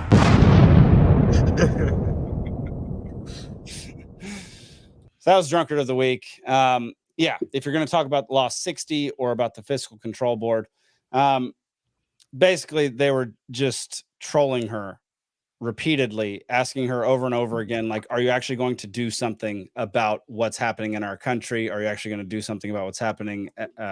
They mentioned the colony, as in like America colonizing Puerto Rico. So it just was really funny to me to watch her face, like her clapping, and then go to like deadpan nothingness in her face all at once. Really enjoyed that. Good night, Grumpy. Oh, good night, Grumpy. Peace out, man. Yeah, this show's going a little later than normal, but thank you everybody for sticking around. Let's see. Wicked says when. Oh, he already said that. My bad. All right. So that was Drunkard of the Week. So for the last few minutes, Evan, each week we just watch about 4 funny videos that I've found online, just to laugh, have a good time, and then we'll Sounds great. Then we'll do the wrap up and sign off. Okay, I'm looking forward to it. I mean, looking forward to the 4 videos. I mean, yeah. All right. Signing off. First one is about HOAs. Hang on one second. Sorry, let me zoom in a little bit. If you hate your HOA, this is what this guy suggests you do. If you hate your HOA, you got to get one of these bad boys. Nothing funnier than installing a 70,000 plus capacity bat roost, potentially causing thousands of bats to come into your neighborhood at night. Sure, this might cause the HOA to complain, but legally, they can't do anything about it because bats are federally protected and cannot be removed. I mean, can you imagine if you actually did that? Hey, Karen, check out my bat motel. What's that? You want it down? Too bad. It's a sanctuary. I just thought that was, I've had, HOAs are like the bane of my personal existence, and I will never live in a place with an HOA again. And I just thought that was such a great way to handle ridiculous people that want to control everybody. Unfortunately, I don't think bats are that cooperative. Like, you can put up a bat house and they may or may not move into it. Oh yeah. Yeah. We've wanted to put some up because they're great for mosquitoes. So like here in Georgia, they'd be awesome, but you have no control over whether or not a bat decides to roost in your bat cave. Like, yeah, I put up a bat house and it literally rotted and fell down before a single bat looked at it. But we still have plenty of bats here. They just live somewhere else. Wicked Kender says in Georgia, that would be a community service to destroy mosquitoes. You're darn right, Wicked Kender. All right. This is the second one. This is a local, I think it's in England, local council member coming to someone's house while they're not home. Hello. How you doing? Hello. Good. Thomas from Galway County Council. That's Ireland. Okay. We're just going around here just checking for dog licenses. Do you have any dogs? Stop with you. Hey, joking me? No. Go on and go and do something useful. Don't be going around there wasting time and wasting shoe leather. Have you nothing else for doing now? Is that a yes or a no? Have you nothing else for doing? And 2 weeks going around to check that? Yes.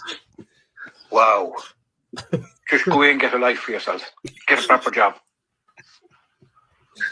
Okay, thank you. Bye. So yeah, this guy's going around with his partner at making sure people have dog licenses for dogs that they have in their home. Yeah. If they actually had dogs, the dogs would be going nuts. You would not be able to hear anything except them barking while he told them to get alive. Wicked Kender, LOL, do something useful.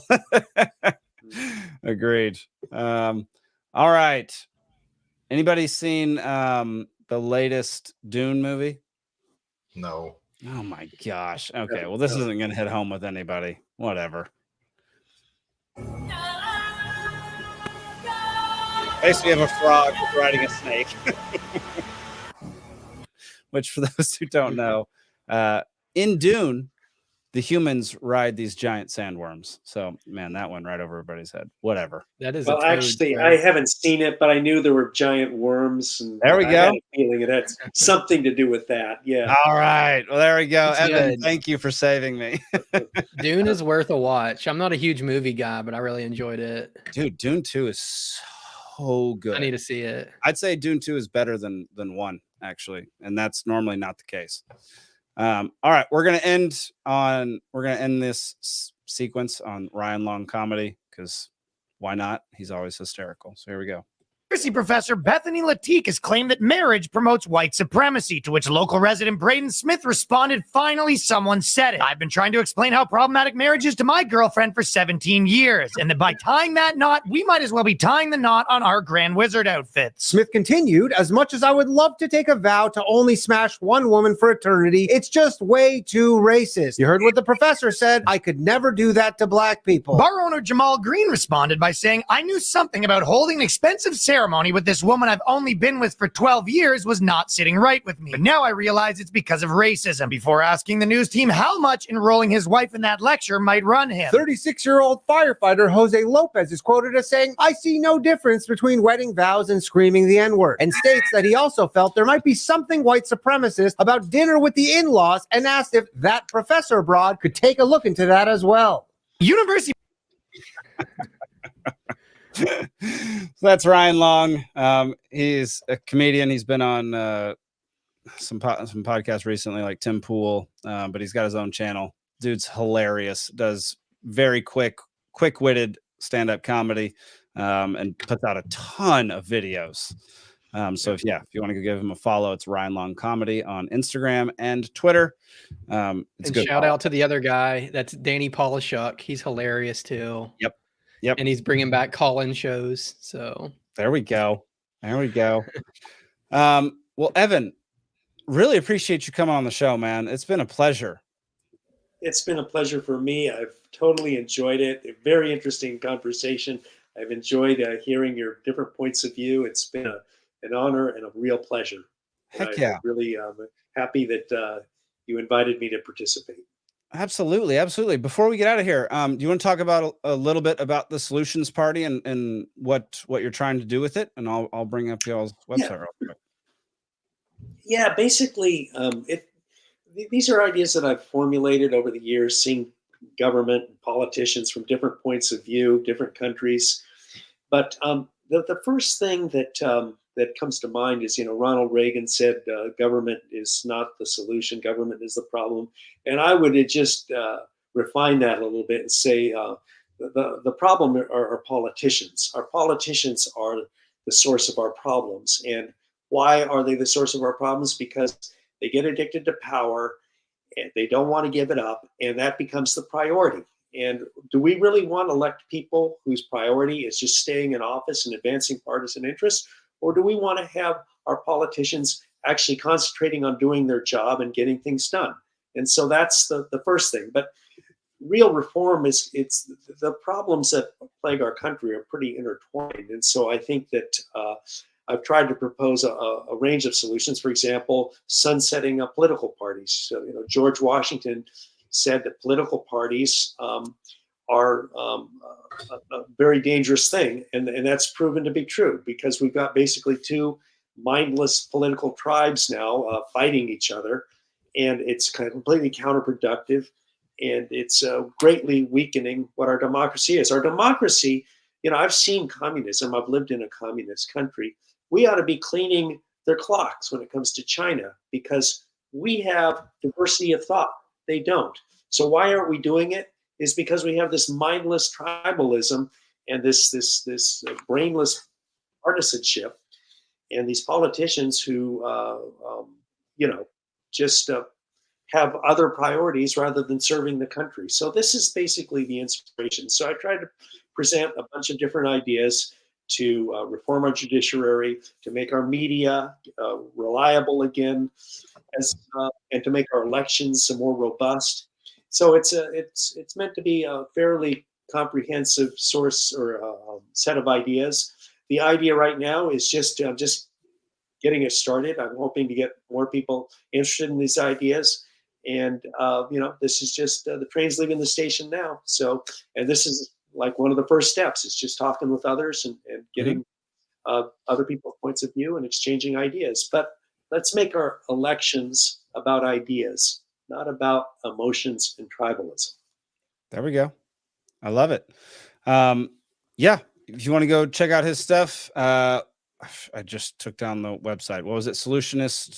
Solutionsparty.org. There we go. Yes. And if you're interested, send me an email and let's start working together and let's make some changes.